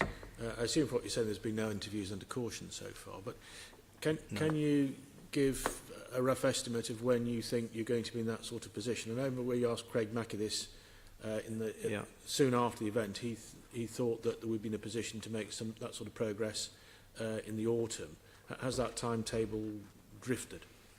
I mean, I think it's one of those situations where you are uncovering more as you go through, clearly, and I'm kind of loath to speculate. We are moving through fast. As I said, we've taken 1,000 witness interviews, and the challenge we have here is we start with this, and we are having to work our way down to get to the points which get you to the very core issues around what we think caused the fire to behave in the way that it behaved. And clearly, we are having to be driven by the timescales of the fire. The fire investigation fundamentally is what is going to come at the end and say it is a combination of these factors in this priority that caused the fire to behave in the unexpected way that it did. So therefore, I think that's a really key point. So we wouldn't be rushing to interview under caution. And what I would say is that is not in any way a suggestion that this is not moving at pace. It's not in any way a suggestion that we are not thinking in those terms. But you've got to do that at the right point. So I still think it will be some months probably before we're in a position to start to identify that. But as you would imagine, there's a real determination, and I pressure them when I have my oversight to start coning ourselves down to getting to the real core point. Because the other important point about doing that is those things that we are satisfied become peripheral, and there will be some that we can, are obviously ones that can be left with the public inquiry to take a lead role. Yeah. So it is an iterative process, and I don't want to give a timeline that doesn't turn out to be correct, to be frank. Well, that then comes to the next question, which is about resources. Yeah. And obviously you've had to pull in a lot of resources from across the Met, and some of the little specialist units like the Arts and Antiques Squad have effectively ceased to operate while you use their offices Not quite to do, true, but yeah. to do this sort of work. So you've had to pull in people across London, and I don't think anybody would object to that. That's the right thing to do. Question one is, have you got sufficient resources for what you need to do? Yeah. And question two is, what has been the impact of bringing all those people in on policing across London to do this sort of work? For example, we know there's been a detective shortage. Has that added to these sort of problems? Yeah, yes, it has, inevitably, because a lot of the people that are involved in the investigation are clearly detectives, and the family liaison officers, a lot of those will be uniformed constables, so less of an impact. The process we go through is pretty similar to the process that I described in answer to the question from Mr. Val about how do we make sure we're not pulling people away. So the team have repeatedly had to come back to me with here is the scale of what we need, and here are the particular skills that we need, and that is a process that we continually go through. And of course an investigation will have phases. We're in a phase at the moment where we need to get ourselves through those initial accounts from people. We need to do that quickly in some cases. We're obviously having to manage the emotional and psychological state of some of those people that we want to speak to. And again, that's another really important point around coordinating with the public inquiry, because what we don't want is someone who is traumatised, as everyone will be, being talked to by us and then talked to by the inquiry. So we're working closely in how we manage that. So a large number of people to get us through this initial stage, and then that will be repeatedly refined. And then, of course, if you get to a stage later on, potentially with prosecutions, then you may need to bring more expertise or particular skills in. So it's a constantly reviewed. But, of course, that is having a direct impact on the place where those people were working the day before I pulled them in and pulled them onto this team. And that's just a reality in terms of how we're having to manage our resources. And I'm sure in later areas we'll come on to the whole resourcing issue, but Grenfell is clearly part of what I think is a fairly unprecedented demand situation that we are in at the moment. But from my perspective, and certainly from the Commissioner's perspective, it is an investigation the like of which we haven't seen, and we have to get this investigation right, and therefore we have to put the resources in that we require. So, to summarise, I don't want to put words in your mouth, effectively you have the resources you need. If you need more, you ask for more and you get more, but that does have a knock-on impact across policing across the capital. Of course it does, yeah. Thank you for that comprehensive response. We have in a month's time, I believe, the Commissioner and yourself here, Deputy Mayor, so we can get a further update at that time. Now, I'm conscious we have the Mayor for significantly less than an hour, so I'd like, for the remaining time, we can direct very much our questions towards the Mayor while we have him here. We're going to move on to challenges to frontline policing now. And within that, we're talking about the background of rising crime, rising demand, particularly around knife crime. We'll touch upon mergers, engagement process. So initially, Sian, you've got some questions. Yes, I'd like to ask about the development of what's been promised in terms of a knife crime prevention campaign, particularly aimed at younger people, and what progress you've made with that and what's coming up. We're expecting an update quite soon, I think. Thanks, Sean. We are. So this autumn, so from now, you'll see 4 big things happening. In September and October, allocation of knife warrants to schools and safer schools officers. That's because of summer holidays, couldn't happen then obviously. We'll have in October the Education Knife Crime Summit. Really important to get not just the Met Police, but those who will be involved in the consultation in that. Late autumn, we'll get what you alluded to, which is the media prevention campaign and materials. Now, with the best one in the world, Sophie and I aren't the right people to carry the message. As much as we like to think we've got the street cred, we haven't. And so what we're doing is this, Shime. So we've recently gone out to tender for the development of a media campaign targeted towards young people and their parents, raising awareness on the dangers and consequences of knife crime and the reassurance role. And I think the commitment Sophie made to Caroline at the last meeting was to let you see some of that stuff, and that commitment is still there for obvious reasons. And then in January, Sean, the last part of the sort of autumn equation is we will start the community seat funding stuff that I know that a number of colleagues are interested in, which is basically seed funding, £250,000 to community groups and anti-knife initiatives in priority areas for 17-18, and we're working with communities and community groups and experts about what the funding model should be. The bad news is it won't be a replacement for the youth services cut, which I know you've campaigned on in the past, but it will be to help communities do some of that, empower them to do some of the prevention work. Okay, that's useful. Just a couple of questions to follow up on that. You said in January you'll see the community seed funding. That'll be an announcement of a process to bid, will it? So we're currently talking to community groups, anti-knife crime initiatives about what should be the funding model, and we'll announce that in January. Okay. The other thing that I've seen recently in August, the Home Office Minister said that there was going to be a Home Office campaign on knife crime, which was described as hard-hitting. And I wondered if you talked to the Home Office about that, because I know we have our concerns in the committee about the value of hard-hitting campaigns as opposed to more engaging ones. We are absolutely aware of the Home Office announcement on the campaign and also on a type of community seed funding such as ours, and we're discussing with them at the moment how that can align, where there are, how we might be able to align together for both those things.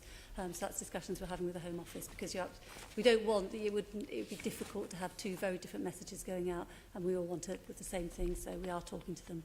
Okay, that's really useful. Obviously, maybe you could share the funding between them to make it more effective. Yeah, we'll see where discussions get, but yeah, we're absolutely aware of that. So, yeah. Can I say, you'll be aware, Shannon, our process of the knife crime strategy involved a lot of consultation, lots of work, and so we believe in our strategy, and so what we don't want to do is, for the interest of chasing money, move away from our strategy. That's why Sophie's in delicate conversations with the Home Office about that. Okay, that's useful to know. Are you any closer to making some guidelines for forces on social media? I continually see images of very large knives still being posted by local forces on Twitter. We know that's something that will increase fear. I know there's a goal there of reassurance. We've captured some big knives, but you could do that in words rather than images, is my view, and we've asked for guidance before. Yeah, I mean, it's one, if I'm honest, it's one that I'm quite conflicted by as well, and we had the discussion relatively recently when I have all the borough commanders together. So I think there is a requirement for us to be demonstrating the activity that we are doing, particularly around taking knives off the streets, particularly around the kind of knife sweeps we do to take knives where people will hide them in communal spaces. And I think sometimes there is a benefit to be able to do that. I think the downside of doing it is the one that you identify, which is it can be quite alarming, particularly with some of the weapons. And I think it's hard to come out with one policy that fits all circumstances and fits all places and fits the context at any given point in time in different places. So I know that they are all considering it and giving it real thought before they do it. I think you're right, it could create a really concerning... But it's equally the dilemma, if I talk about all the activity that we've done under OPSEPTA over the summer, or over the last sort of 4 or 5 months, on the one hand, I want to be saying to you the number of knives that we've taken off the street and the number... But on the converse of that is that can be quite alarming to people when people realise that there are that number or the number of guns or whatever. So we're always in that dilemma, and I think there are appropriate times to do it, but we are conscious that you can, if it's done in the wrong way or if it's done too frequently, it can have a causing alarm rather than reassuring people about what we're doing. Okay, I'll continue to talk to you about that. And final thing, yesterday at the meeting in Camden with the Joint Commander for Camden and Islington, she said that the merger between the two boroughs had actually freed up officers who had now been assigned as Safer Schools officers and youth engagement officers. Is that something that, is there an uplift planned as a result of other savings in these kinds of officers, or is that just sort of a side effect that happened in Camden and Islington? No, that was precisely one of the reasons for the concept of the mergers. Was it gives you a greater mass of people together, which you can then allocate in a slightly different way. And one of the areas that we wanted to increase was in the DWO, it's in the dedicated ward officers, to obviously fulfil the Mayor's commitment and potentially greater numbers. And the other one was in schools officers. We want to double, if we can, double the number of officers that work in schools. I think it fits into a whole range of preventive activities, quite frankly, not just about violence, but also about drugs, also about sexual behaviour, and also about radicalisation. But having a programme, and certainly I think one of the best programmes that we've had in terms of schools engagement has been in Islington, and is very hard pushed by Catherine Roper, who also has the lead for me around youth engagement among the borough commanders. So it's something we are committed to do, and it's one of the outcomes that we want to deliver through the mergers. Okay, thank you. Okay, we're going to have some very pointed questions towards the Mayor about borough mergers in a minute, and particularly on knife crime. Last night in Croydon Town Centre there's a very serious stabbing incident. Fortunately not fatal. Len?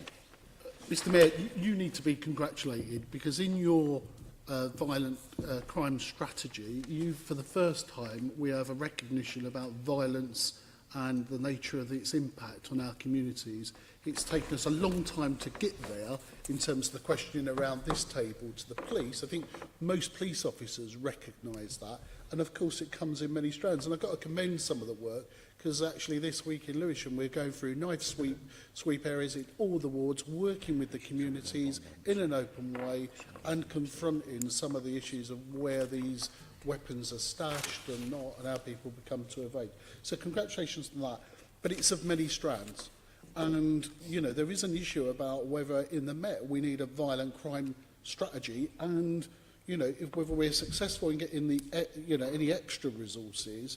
It's about prioritising risk. And recently we had a conversation at Mayor's Question Time about domestic violence, and about the suggestion I made about saying, well, actually we need, it's not the silver bullet, but one way we could protect survivors from repeats, but also their siblings, which I think there's an interesting report out about the abuse register.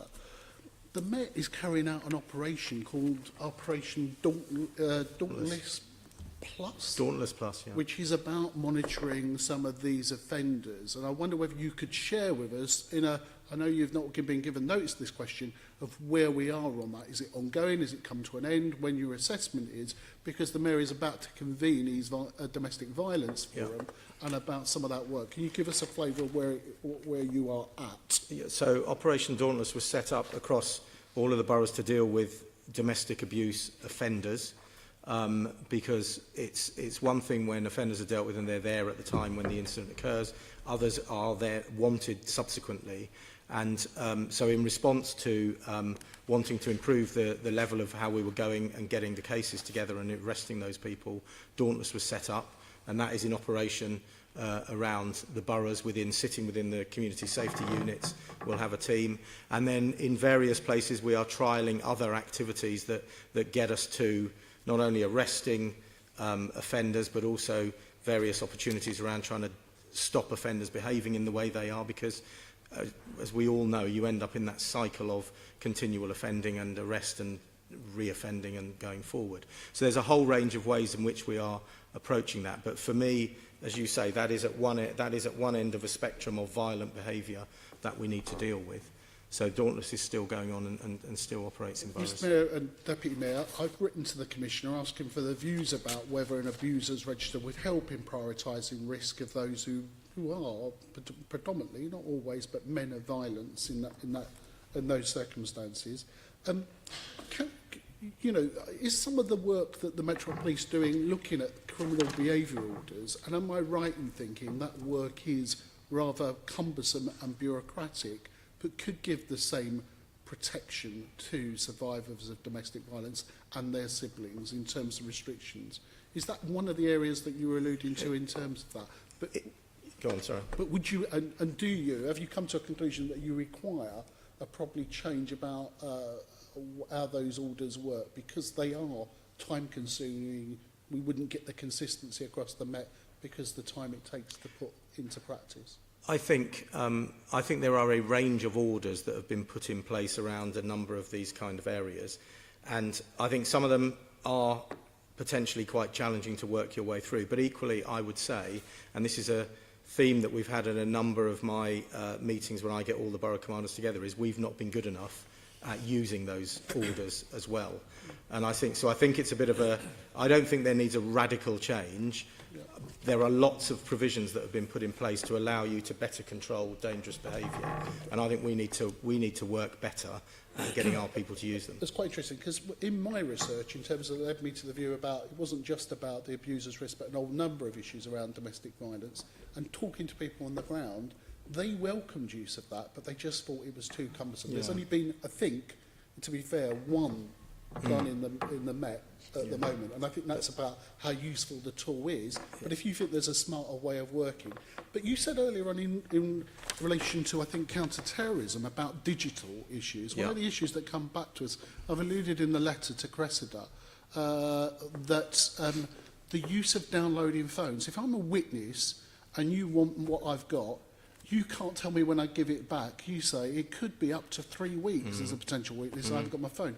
If I'm a survivor of abuse, that could be my only network out, either because we've not got people trained in doing it, or there's only one machine and the pressure's already inside the whatever the central hub is, and that's in use, then we are losing out on that. We're losing a chance to bring people to justice through that evidence or corroborating of what's going on. So I think there's some practical issues. Do you want to comment on that? Because it seems to me there's an issue for wider policing, not just in counter-terrorism, about some of that digital capture and the nature of that. No, I think that is absolutely a challenge that we face, and I in answer to the earlier question said it's not just in counter-terrorism, it's almost in all offences there is a digital footprint of some description.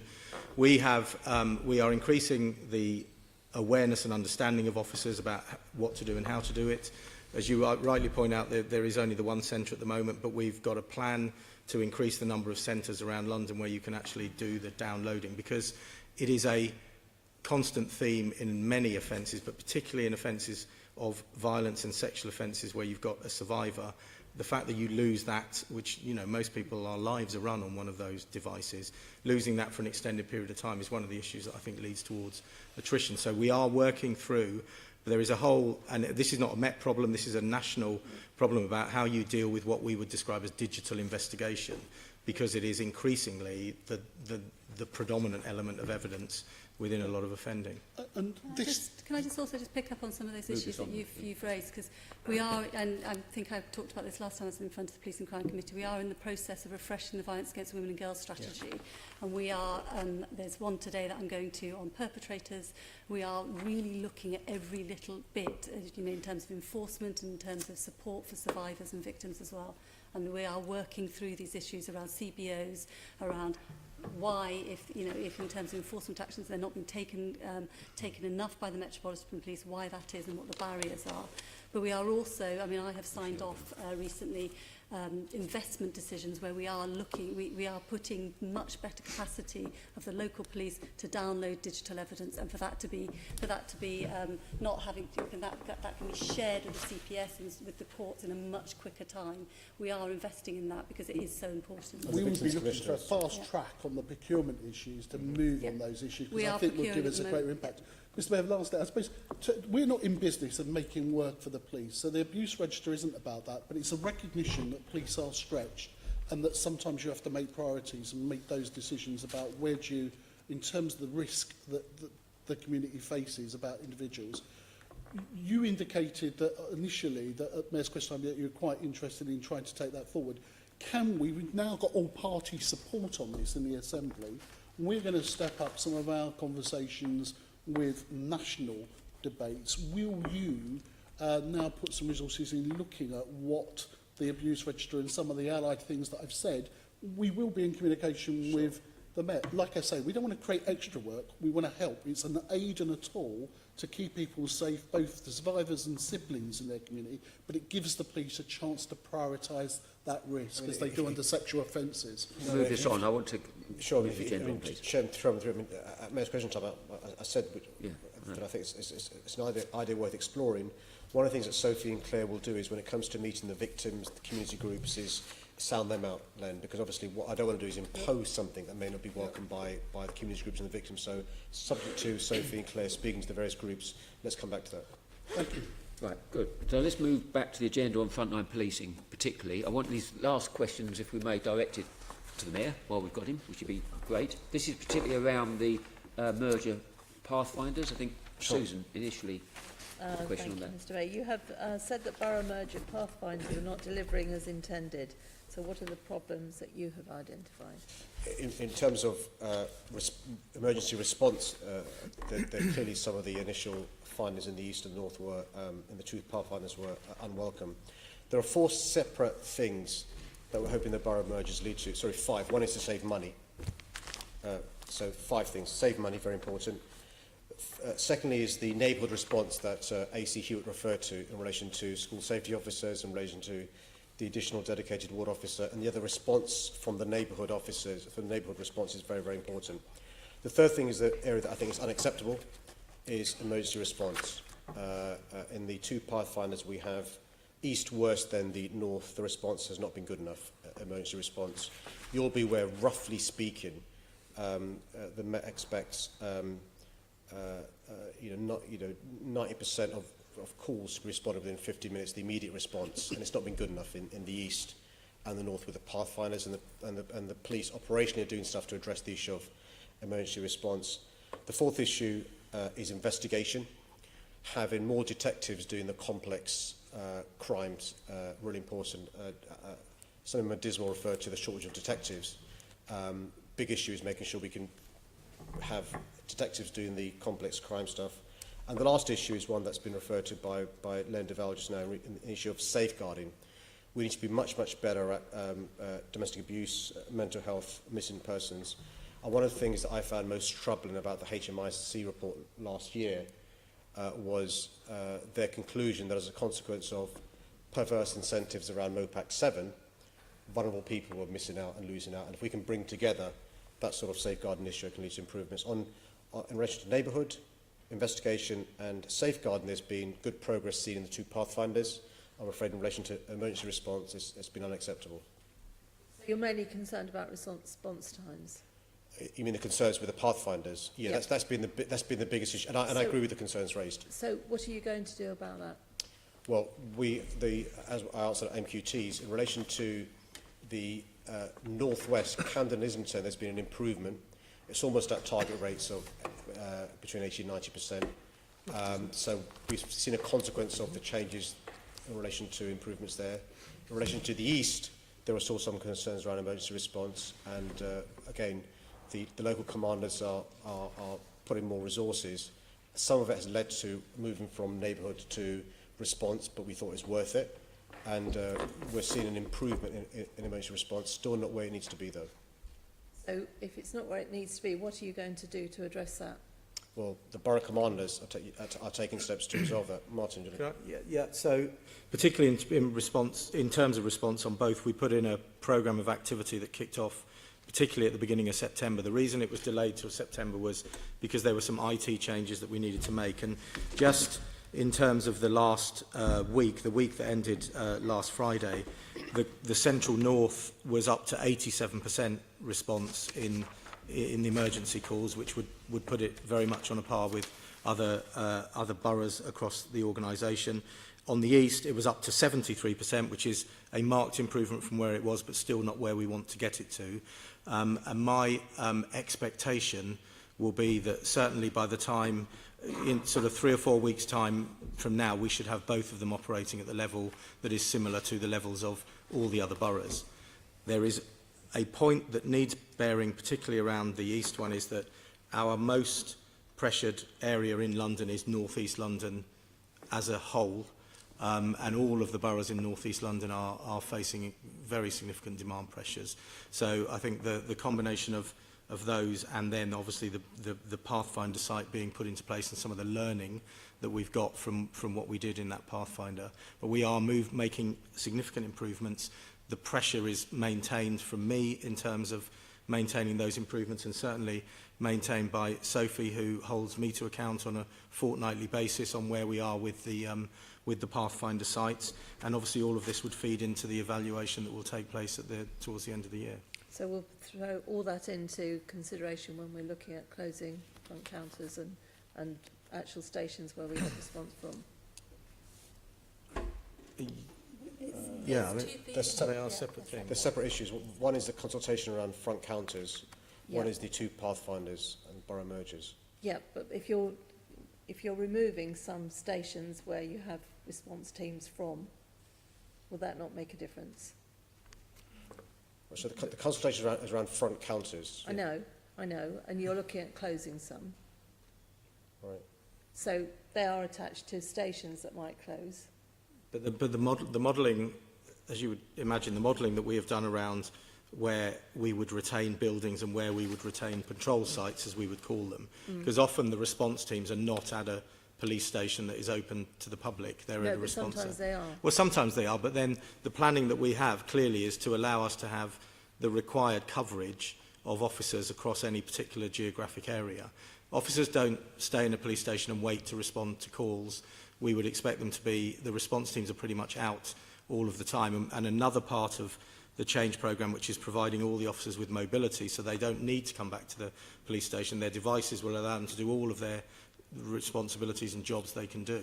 So in a sense, the patrol base is where you go and you get briefed and you pick your car up and your equipment, and then they're patrolling. It's not a fire service kind of model of being in the fire station. Sometimes they are attached to. Yeah, they will be attached to, but we've obviously modelled the estates programme so that we are satisfied that we have patrol bases, so bases where response teams are, that are geographically located, that allow us to have coverage across the geography. And that won't change, so that's good. Thank you. Yeah, I agree that one of the big concerns, particularly for the outer London boroughs, is the geographical size. And the worries early on, and the worries now, in fact, is the response issue, because the concern was big geographical boroughs, the Bromleys, the Croydons, etc., and elsewhere, of course. And then hearing about the problems in the east, which is based around response and geographical. So it does need fixing before you can get that reassurance. Yes, I think the concern you're expressing is a fair one, and one that the MOPAC and the Met need to take on board when it comes to borough mergers, but also reconfiguring front counters and stuff. But just to reassure you, before the consultation began, I think one of the things the Met did working with MOPAC was to make sure that where officers are and the machinery is, if you like, the cars and stuff, is taken into consideration, because often the front counters are, and where the police officers are not the same place, necessarily speaking. We'll get onto front counters, but I'm hearing possibly that those larger geographical areas, you may revert back to a semi-borough structure, but I'll let that be, because Andrew wants to come in. Yeah, first of all, Sadiq, I'm very pleased last week you promised that you would publish and write to me with the objective criteria that are going to be employed to evaluate this, and that there will be no rollout until the problems have been resolved. I think that's 2 very important commitments. And it's not just a question of response times. There's been lots of other problems as well, for example, community engagement and so forth. But if we look at response times first, I'm very pleased if in 1 week we've been able to sort things out. But looking at the figures I've got for Camden as part of BCU, up until the change, Camden was performing at or better than the net average, and ever since the change it's been significantly worse, apart from possibly 1 week. And from the briefing we had yesterday, I understand that one of the ways you've tried to resolve that is to go back to borough mobilisation, which is where we started with. So isn't that really undermining what you're trying to achieve through this? No, I don't think it's undermining. I think when we said that we wanted to do these Pathfinders to learn and to test our model, there was quite a lot of scepticism from people, but I think what's actually happened is we've learnt and we are changing things as a result of that. It's been different in a model where you've got two boroughs brought together and two that are very sort of tight, geographically tight. We've had different learning in a place where you're bringing three boroughs together and with all sorts of other geographic issues. But we are not going to carry on with a situation where the response times were not acceptable. And that's not because our model's not working, that's because it's not right for the public. And quite rightly, Sophie was not prepared to accept that either. And so we've made a change to allow us to understand how we can make that work. It's not a reversal, and that's never going to change, but it was needed to get us to a place where we can let other parts of the model stabilise itself, and then we can look at how you can perhaps take that forward. But it's about the service we're providing to the public, and we couldn't stay with the response that we were. We haven't been given the response times for S-calls. Yeah. We were given a chart yesterday in this briefing yeah. About progress on the mergers. Can we have a similar chart to Appendix A for the S-calls as well? Yep. And showing where we've got to with that, because obviously that's not quite as important as I-calls, but still it is important. Yeah, pretty important. For those non-experts, that's significant priority versus immediate. Going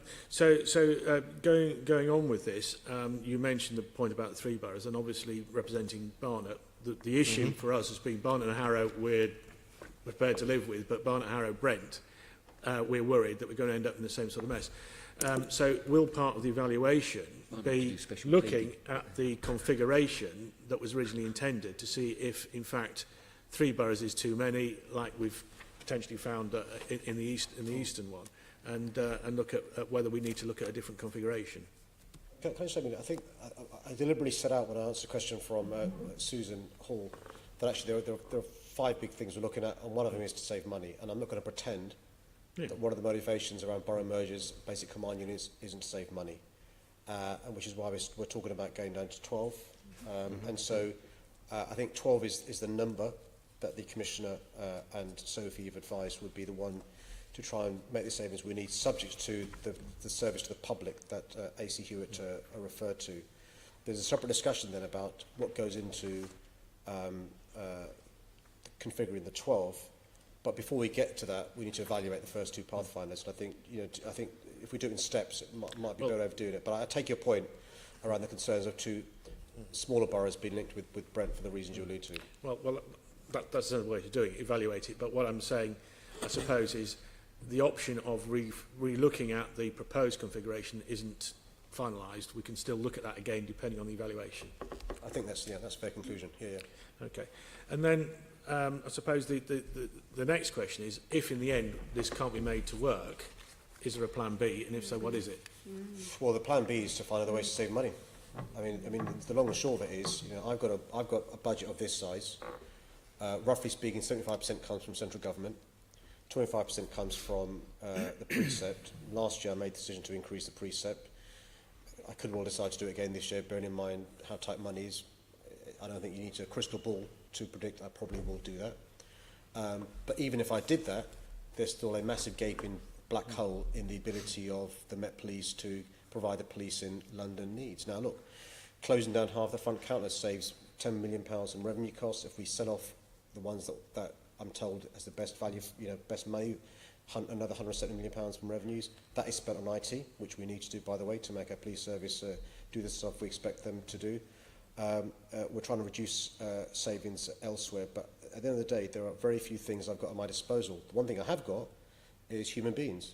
The biggest expenditure we have is police officers. Now, look, we've already cut almost 3,000 police staff, but at the end of the day, if there's no back office staff doing the stuff these guys do the back office stuff. And so I think there comes to a stage where there's only bone left, and the bone's Martin and 30,000 of his colleagues, and so I'm trying to go for the meat, and the meat is mergers.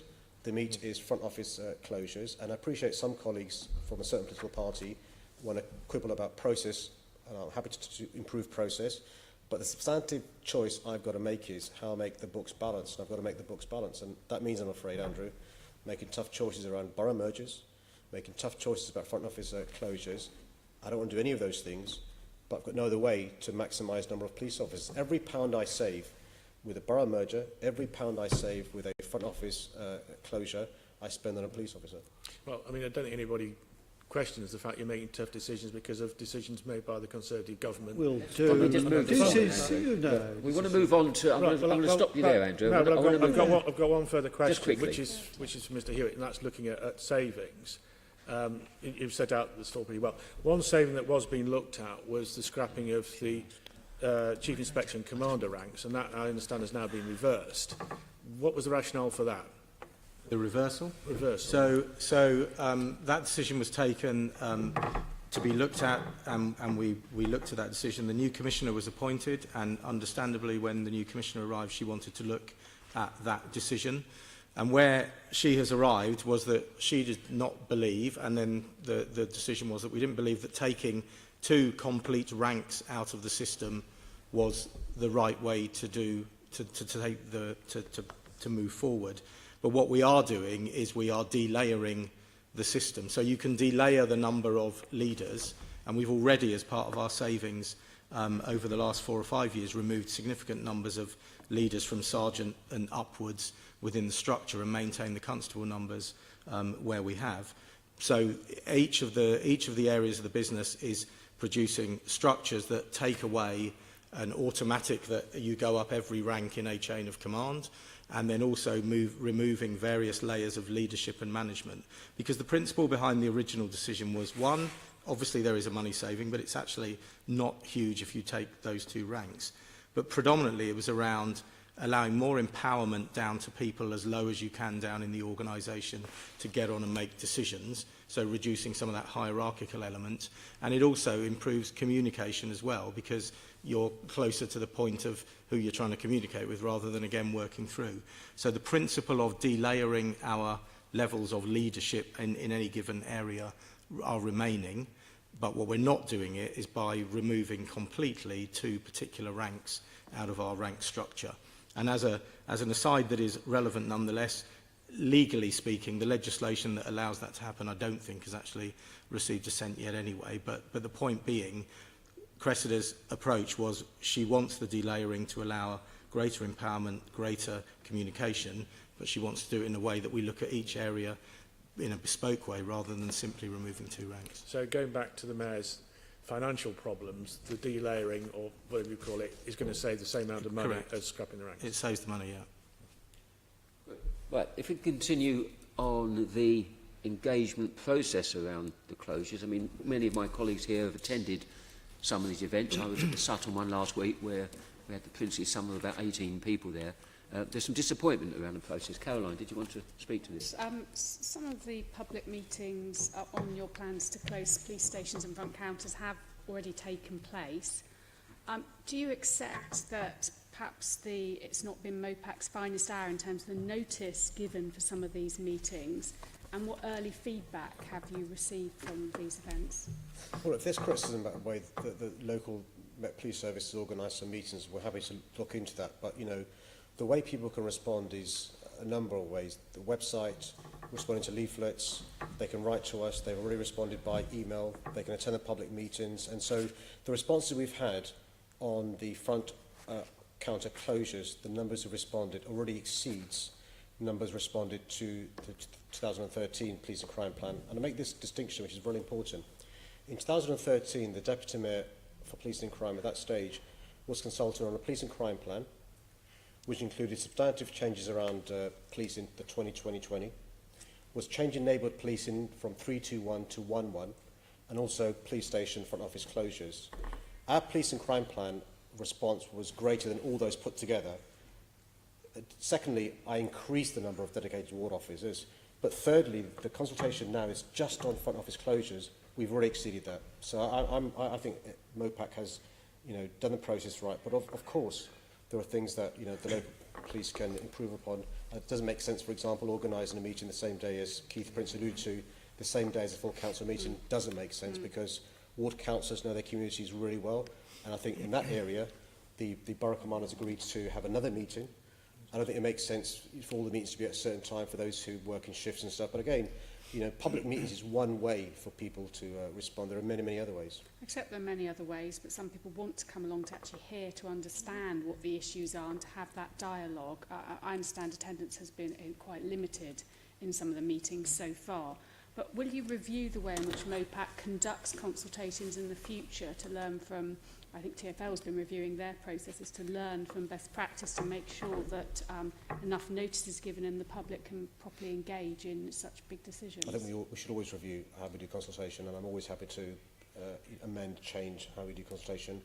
What I'm keen to do, my vision is to turn Londoners from consumers to active citizens, and one way of doing that is by trusting them and by consulting in different ways, and that's one of the reasons why we're trying to find other ways to involve people, because for many people a public meeting is important, but for many others they deem it old-fashioned or they don't want to do it and stuff. So I think you make a fair point.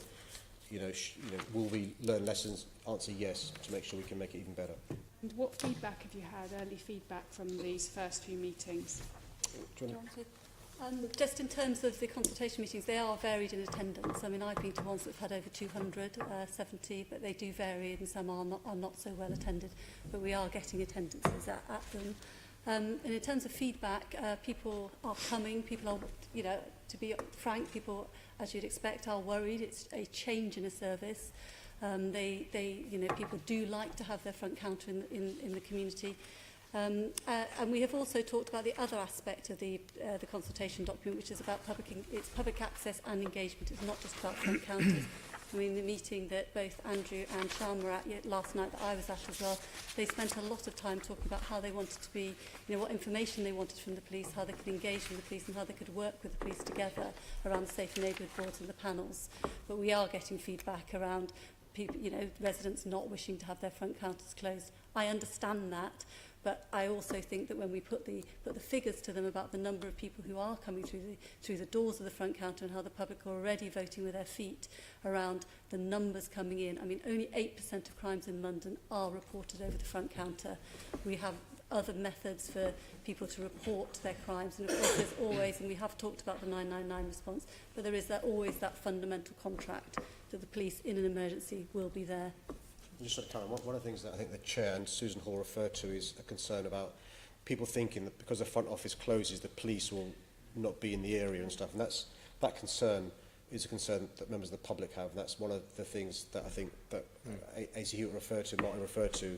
We've got to do a better job at, when it is the case, reassuring the public that front office closing doesn't mean police leaving, because the concern that the Chair and Susan Hall referred to, I think, is a legitimate concern that many people have. I envisage you will end up making some changes to your planned closures, either changing which police station you want to close or front counter, or is it because you've got a budget deficit? No, so the decisions to make savings, I think, is one that is almost set in stone. The issue as to which front offices close, where the 24/7s are, which boroughs have maybe more than one, that's up for discussion, genuinely, and as a proper consultation, with the caveat,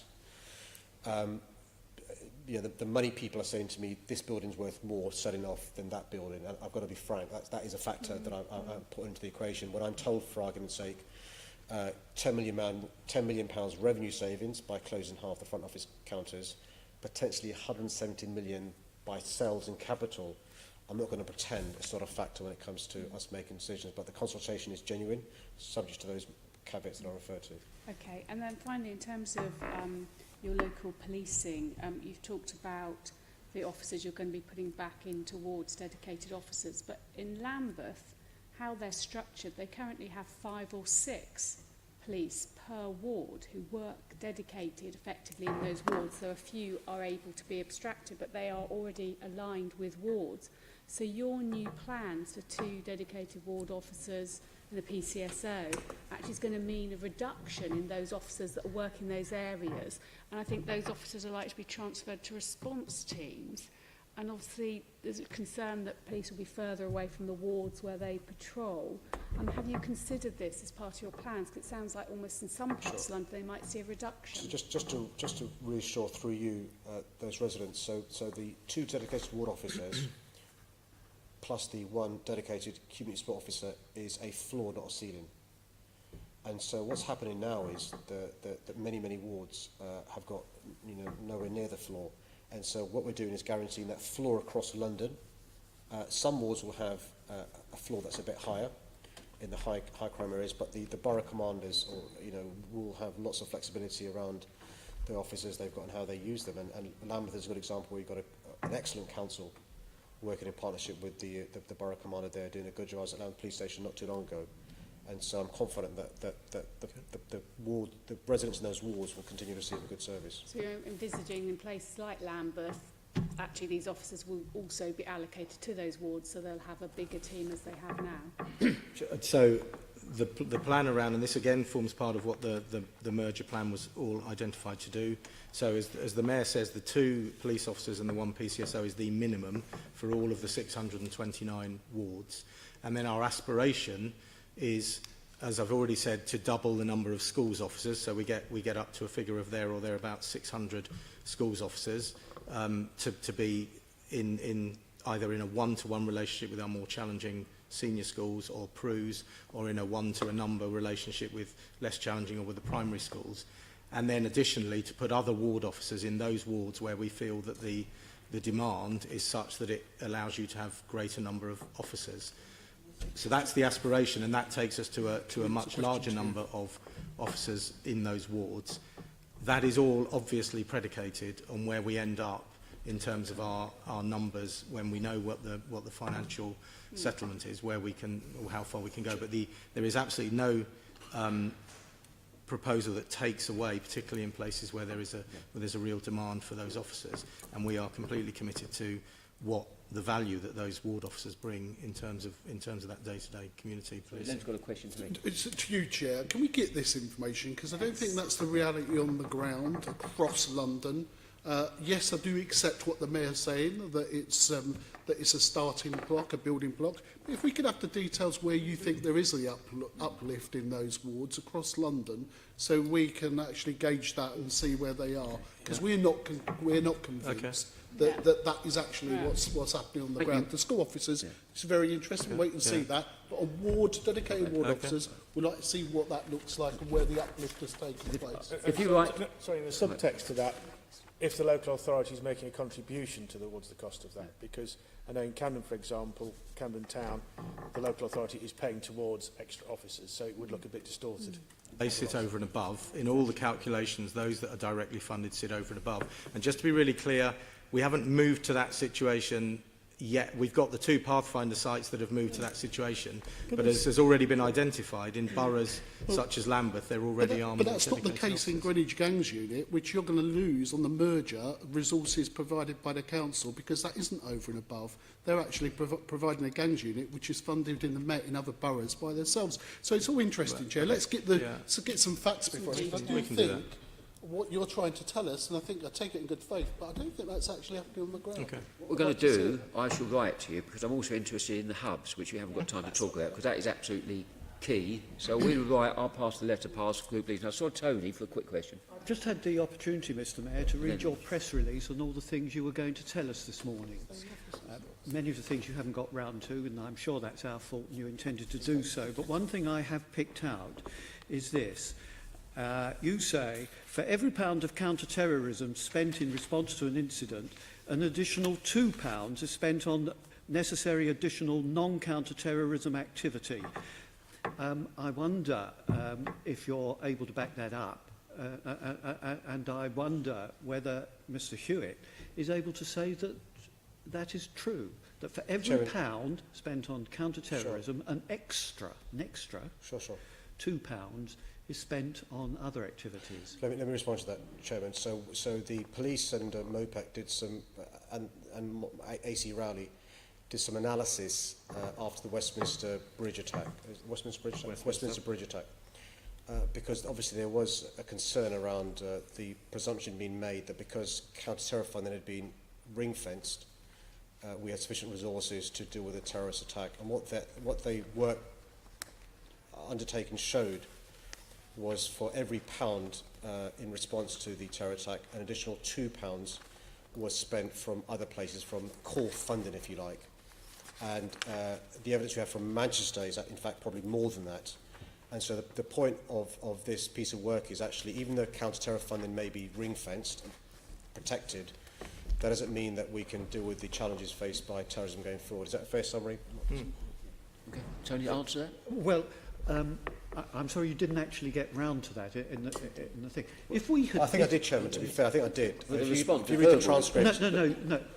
But you've actually quantified it. I know I did before, and so did Martin. Yeah, but £2 for £1 is the crucial thing. We of course, as was expressed during the meeting, are very sympathetic to see that you absolutely must be funded properly for this. Now, what you're effectively saying here is that there are additional costs related to counter-terrorism, significantly, I mean, twofold by this. If we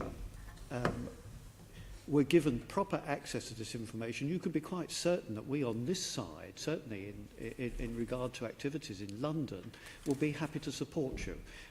And I think I could probably possibly say this on your behalf, Mr. Chairman, as a member of the Conservative group here.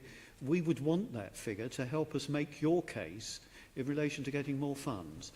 And that's why I say I've only just seen this information now. Well, Chairman, can I just say through you, earlier on today I referred to 1/3, 2/3, that's 1 and 2. Yes. On previous Mayor's question times, I referred to 1 and 2 on a number of occasions, £2 for every £1. Deputy Commissioner Craig Mackey at the Police and Crime Committee, in the transcripts I was reading last night, has referred to £2 versus £1. But I'm of course happy, Chairman, to send to you. We want to know how It'd be nice to that's quantify it, how we get to calculated. it. Fine. Okay, that's fine. Umesh, you want to come in? Two very quick points, Chair. Deputy Mayor, very roughly, top of your head, given that October the 6th, the deadline for the consultation just around the corner, how many responses have you had by email? Very roughly. I can give you the, I won't hold you to We've got a figure for that. I can give it to you now, surely. we've had 531 people online and 255 written responses so far. And as you'll appreciate, it's towards the end of the consultation where there's suddenly a big... Yeah. And whilst we've got you here, Mr. Mayor, and I'm conscious of your time, can I just make this point about the messaging of the cuts situation that we face? I know it's difficult to sell a message about facts, figures, and so on. But if you look at the messaging, say, around London is open, that's been very effective. We've seen it all around the tube stations everywhere. And this argument that you do have the issue of dealing with £400 million of cuts to make, more cuts possibly through the police funding formula and so on. It's about getting that message across. I know you said you always look at ways of selling your message, but the issue that I have with police station closures is that people do equate that with losing a police service, which is not the case. And obviously when you get the financial facts over, then clearly, so can you just sort of look at the way your media, your marketing people work? There are ways, but it's getting that message across, which I accept is difficult around facts, figures, and so on. And the argument that you made, the point that you made about land values being taken into account, that's certainly true, I've been told, in the case of Dagenham Police Station.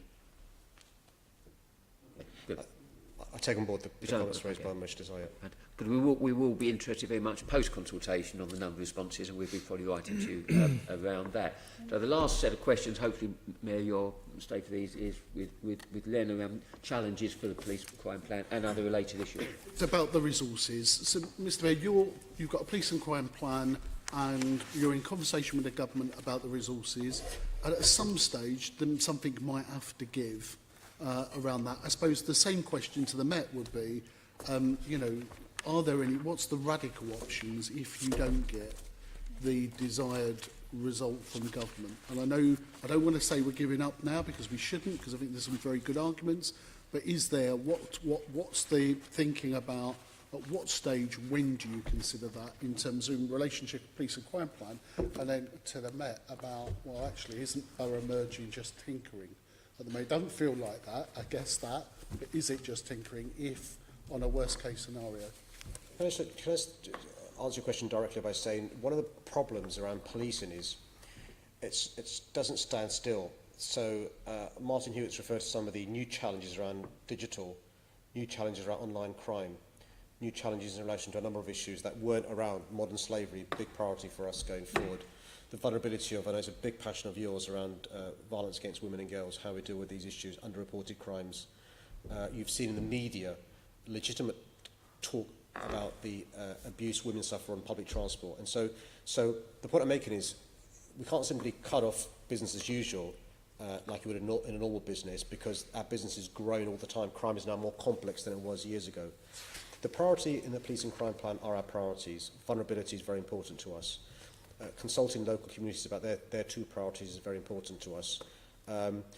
Obvious reasons, violent crime is a priority for us. Knife crime, asset attacks we've seen in the recent past, really important. These will carry on being priorities as far as we're concerned. I'm afraid, even though I'd like to wish away terrorism, I can't wish it away. And so that's why it's really important we invest in those services that help the counter-terror team do their job so well. One of the things we want to do, Len, is make it easier for people to report crime. And so at some stage, the police will triage. And I will not criticise the police when it comes to triaging. If those crimes where the victim is not vulnerable and they're not violent crimes, they tend to deal with it in a different way in the past. So I've, for example, been given evidence of one police force that deals with 40% of its crimes over the telephone. And actually, the detection rates aren't bad, and the outcomes aren't bad. The numbers of crimes we deal with on telephone only are quite small, actually. And so I'm not going to criticise these guys for triaging early on and then finding new ways to deal with some of those crimes. They can give face time to the more vulnerable victim. And also, Len, got to say that one of the things I've been told by the experts is, even if we didn't have financial pressures, they would probably be advising us to reduce the number of front counters. Why? Because the figure Sophie says only 8% crimes reported by the front counter, 70% by telephones, 37% want to report crimes online. Also, if the expert advice is from HMIC, by merging detectives together, by having safeguarding closer together, you can help the quality of service received by the victim. I'm not going to be against that and stuff as well. So those in broad terms, but what I'm not going to do, and I think it would be irresponsible for me to do, is say crimes A, B and C will not be dealt with at all, because crime is crime. And actually, you know, crime is growing and they're more complex and stuff. But Martin, do you want to do with the...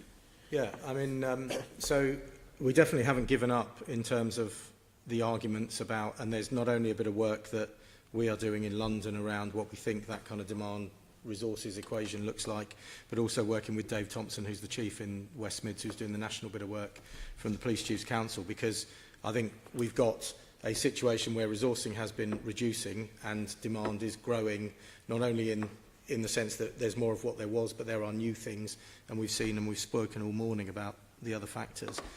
So what are we doing? We're doing a lot around demand reduction at the sort of that end of the equation. So there are things where our processes are not as good as they could be, and we're reducing a load of internal bureaucracy to make it easier for our officers to do what they need to do.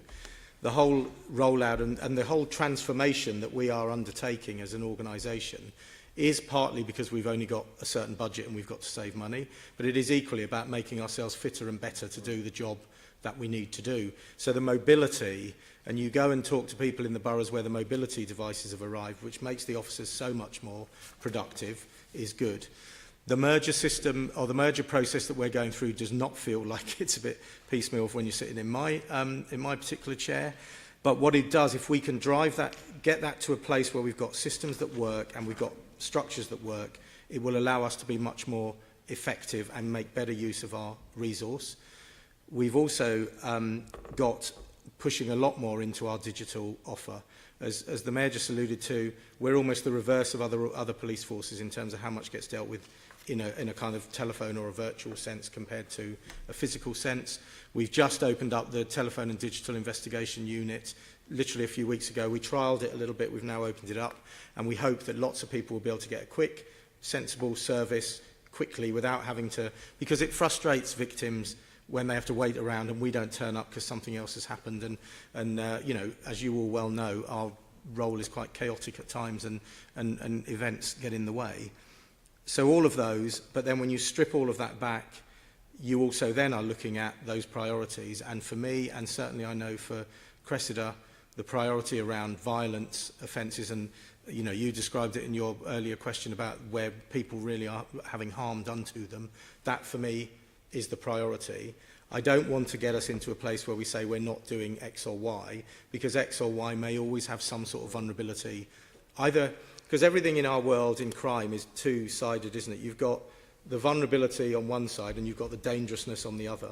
And we need to be focusing our efforts and use all our systems to prioritise those people who, or those groups who are more vulnerable, and then equally prioritise those people that are more dangerous as on the offender side as well.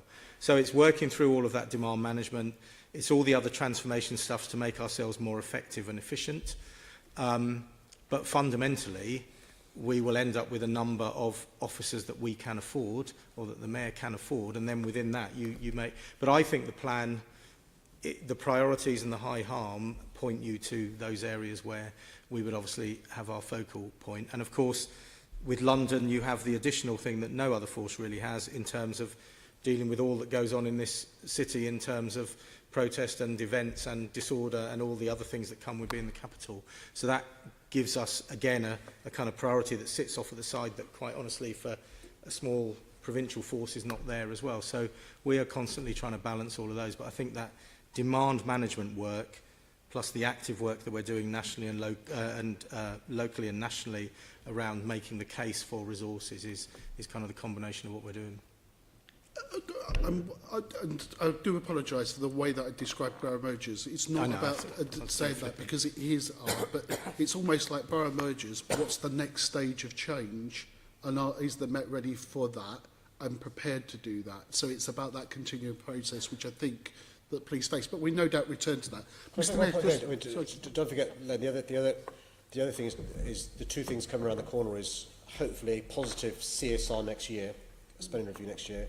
But we've also got the funding formula change. So our answer is caveated with who knows what the police funding formula is going to be, who knows what the CSR is going to be next year. I just think over the next 5 to 10 years, I think policing, the way that policing is done, is radically going to change in a way where I think we need to protect some of those issues that there is. And that's not a case of picking and choosing, because I think, Mr. Mayor, you're right, you can't pick and choose, but I think the way and how you do it is going to change. And I think that's the interesting bit that I think we need to return to. And I know there's a discussion back. And the discussion did start back in, before 2000, well, early 2000, and then stopped, and is now going to come back. Because I think in terms of savings, the savings regime, and operationally where it can be a better outcome. I accept that may well be the case, but it's hard when the police, when the public have an expectation of not understanding what that is about. And unless we get that communication right and that messaging right, there always will be problems. Can I just say this as well in response to what you've said, which is very thoughtful, it's the context of, in the recent past, last few years, crime's been going up in London, crime's been going up across the country, crime's been going up across the Western world. And so what adds to your comments and your analysis is the context is also crime is going up. And so when I study this, I speak to experts and try and find about solutions. And if, for example, there is a place in the Western world that is managing to deal with the issue of an increase in crime with limited resources, I want to pinch that idea. And no one's doing it. And so that's the challenge. So I want you to think it's just a London problem. It's a big problem for everyone. No, thank you, Mr. Mayor, for that. Can I just return to the nighttime economy in terms of one of those strands? You should be commended in highlighting the worth of the London economy from an aspect of policing and issues around that. Some of our problems and some of the law breaking and some antisocial behaviour and violence arises from some aspects of that nighttime economy. There is a concern around this table, and we've had conversations with both the police service and Sophie Linden, we're there, but this is an opportunity where you could say something around us working with decent owners of venues who want to do the right thing and not wait to be done to, that actually do engage with both the council licensing authorities as well as the policing. The fabric example, and I know that you were looking for examples, I understand that, was probably, I think, the wrong example. I've seen public papers, not private papers, of where I thought two organisations like the council and the police actually should be commended on the work they did there around fabric of actually an owner or a management that didn't want to engage with both policing and the council to do the right thing. So in terms of how I can describe it, how do we work within that nighttime of promotion of that and issues of that be on the right side of the good people that want to do the best practice, want to work with the agencies in making sure their clients are safe, that they minimise neighbourhood nuisance, they're actually doing it. I know we're doing stuff on designing out issues and that. This is very important issues about where policing is when we have got limited resources to put into those issues. What worries me is the mixed messages that might come out, and I don't think we've got our messaging quite right on those issues, albeit I understand about the loss of venues. I understand that. But in that particular example, I don't think it was a good one. But equally, I just want the message sent out that we're not going to get soft on people that seek to evade, who seek to dodge their responsibilities in making it safe or try to get round loopholes. And I know it's adversarial and it's not very pleasant sometimes. And I think people maybe have some arguments. But we can't afford to have those mixed messages. So really, just about that thinking about how we're going to go through that over the next phase of supporting the nighttime economy, which we should do here, but at the same time get the balance about keeping people safe and making sure that we're dealing with responsible owners rather than actually sticking up for the irresponsible ones. And quite frankly, they are a minority, but they do detract from police resources, council resources in dealing with their activities. I mean, I'll answer that context, Chairman, in the context of a Police and Crime Committee, which is... The Economy Committee is already... exactly, that's what I said. So I'll answer in the context of policing and crime and antisocial behaviour and the negatives, because I think we can sometimes get in danger of associating nightlife with crime, and that's not what Len's trying to do, but I'm saying, so if somebody's reading the transcript, I'm answering in that context. And the context is this. Actually, the responsible managers, owners of nighttime leisure activity work closely with the police and the local council, and they do a good job. And often things don't become a problem because there's that conversation taking place. And one of the reasons, by the way, why I'm so passionate about the dedicated ward officer is because they build up a relationship with local businesses. They get to speak to the resident who has been up all night because of the noise being too loud or people doing social stuff outside their homes, and they can speak to them, and that officer can then go and speak to the bar owner or whatever it might be. The issue is the disproportionate amount of time being spent by the police and the council dealing with the bad manager, owner of a venue. It could be a bar, it could be a live music place, it could be whatever. And so one of the things that Amy LeMay and the Night Commission are trying to do is to try and spread best practice.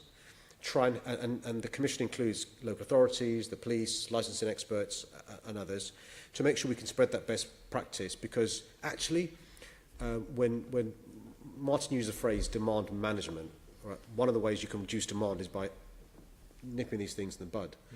And so it's really important we do that. So a lot of the work we are doing, Sophie working closely with Amy and with the economy team, is around prevention, quality of life issue, because you will be aware, if you're a neighbour, a resident, and you receive low-level antisocial behaviour every night for a year, that is massive to you. When you log these calls, it might be a minute, sort of not a serious call because it's noise or it's puking or it's urination or whatever. But cumulatively, for that person, it has a huge impact on the quality of life.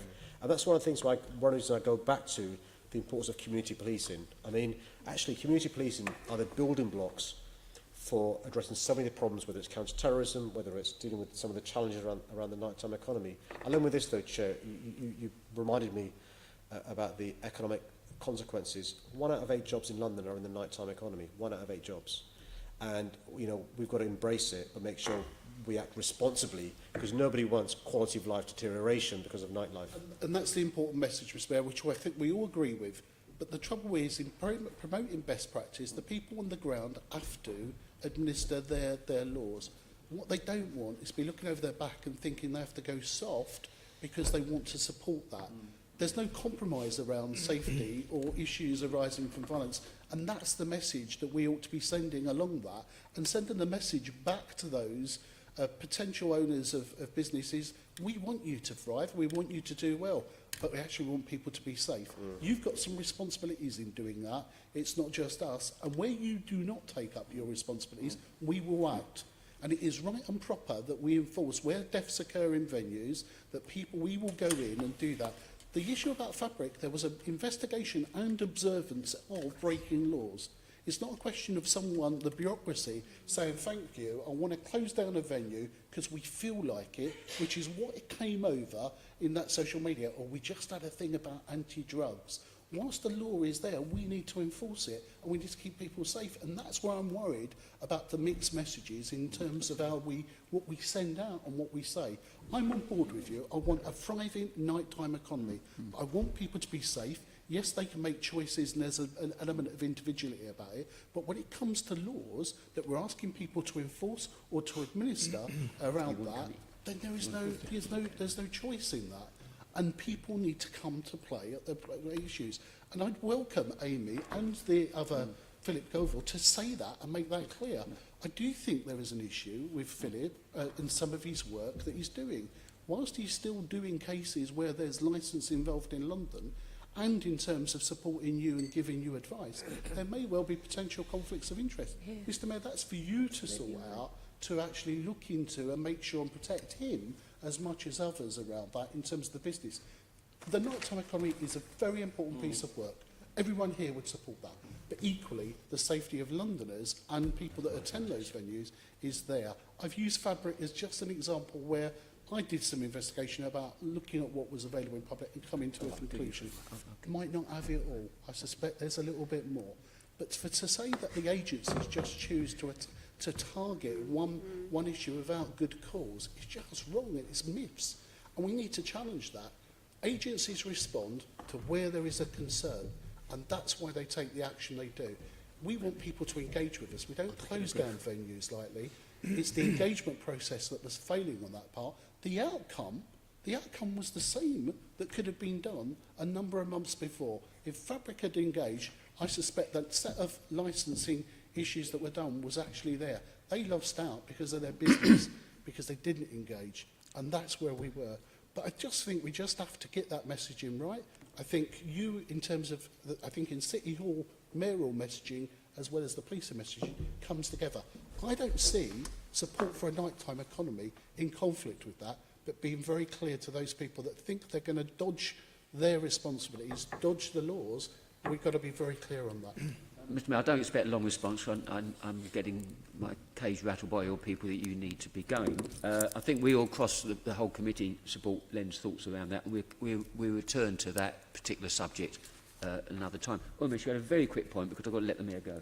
Just to say, Mr Mayor, I'm glad you said what you said, and just to back up what Assembly Member Duval has said very eloquently and very strongly, I attended the consultation meeting in Brick Lane where your Nightjar was there, Amy, and I'm afraid the impression that came over to the people there, about 100 people, they weren't NIMBYs or anything like that, was that we see the nighttime economy in terms of pound signs and not what they suffer. That's something we're already aware of, the puking and etc. And the Spitalfields Forum, which is the local planning forum, where I was a guest speaker a few months ago, again, the same point came across. This afternoon, some of us are going to the Olympic Park to finish off our review into policing of the Olympic Park and Westfield and so on, and we'll be raising the issue there again. So I'm conscious of the time. I know you've taken our message on board. We support the nighttime economy, but it's also the undesirable side of it. So, yeah, it's about not just look at the crime side, it's about the economy, but also making sure that residents... Chairman, the way that both Senator Duval and Senator Desai have made their points are ones that I understand, and it's really important that in the interest of promoting any business, you don't inadvertently have residents and Londoners who are suffering consequences, that particularly when they can be addressed with good management. But can I say this in reassurance to the Senate members? I don't think the police can be pressurised to give bad advice in relation to a licensing application.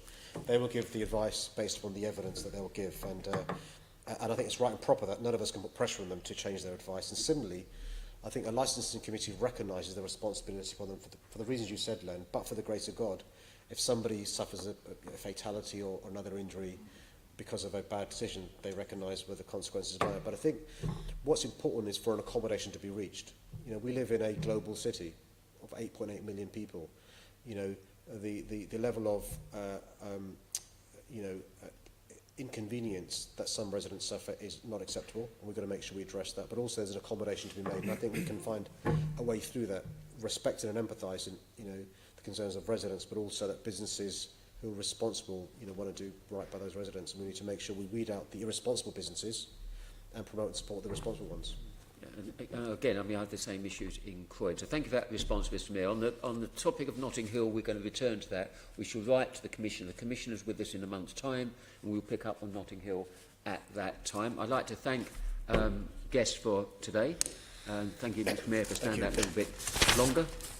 Thank you, Deputy Mayor. Thank you, AC Hewitt. A couple of quick points to continue. Can I ask the committee to note the report around the meeting today and the answers given by the Mayor and the Deputy Mayor? Can I ask the committee to note the work programme as set out in the report? Noted. And note that the members undertook a site visit at Bethnal Green. The date of next meeting, which is a thematic meeting, is the 5th of October 2017. I have no other further business. Thank you very much, members. GLA Chamber Sound.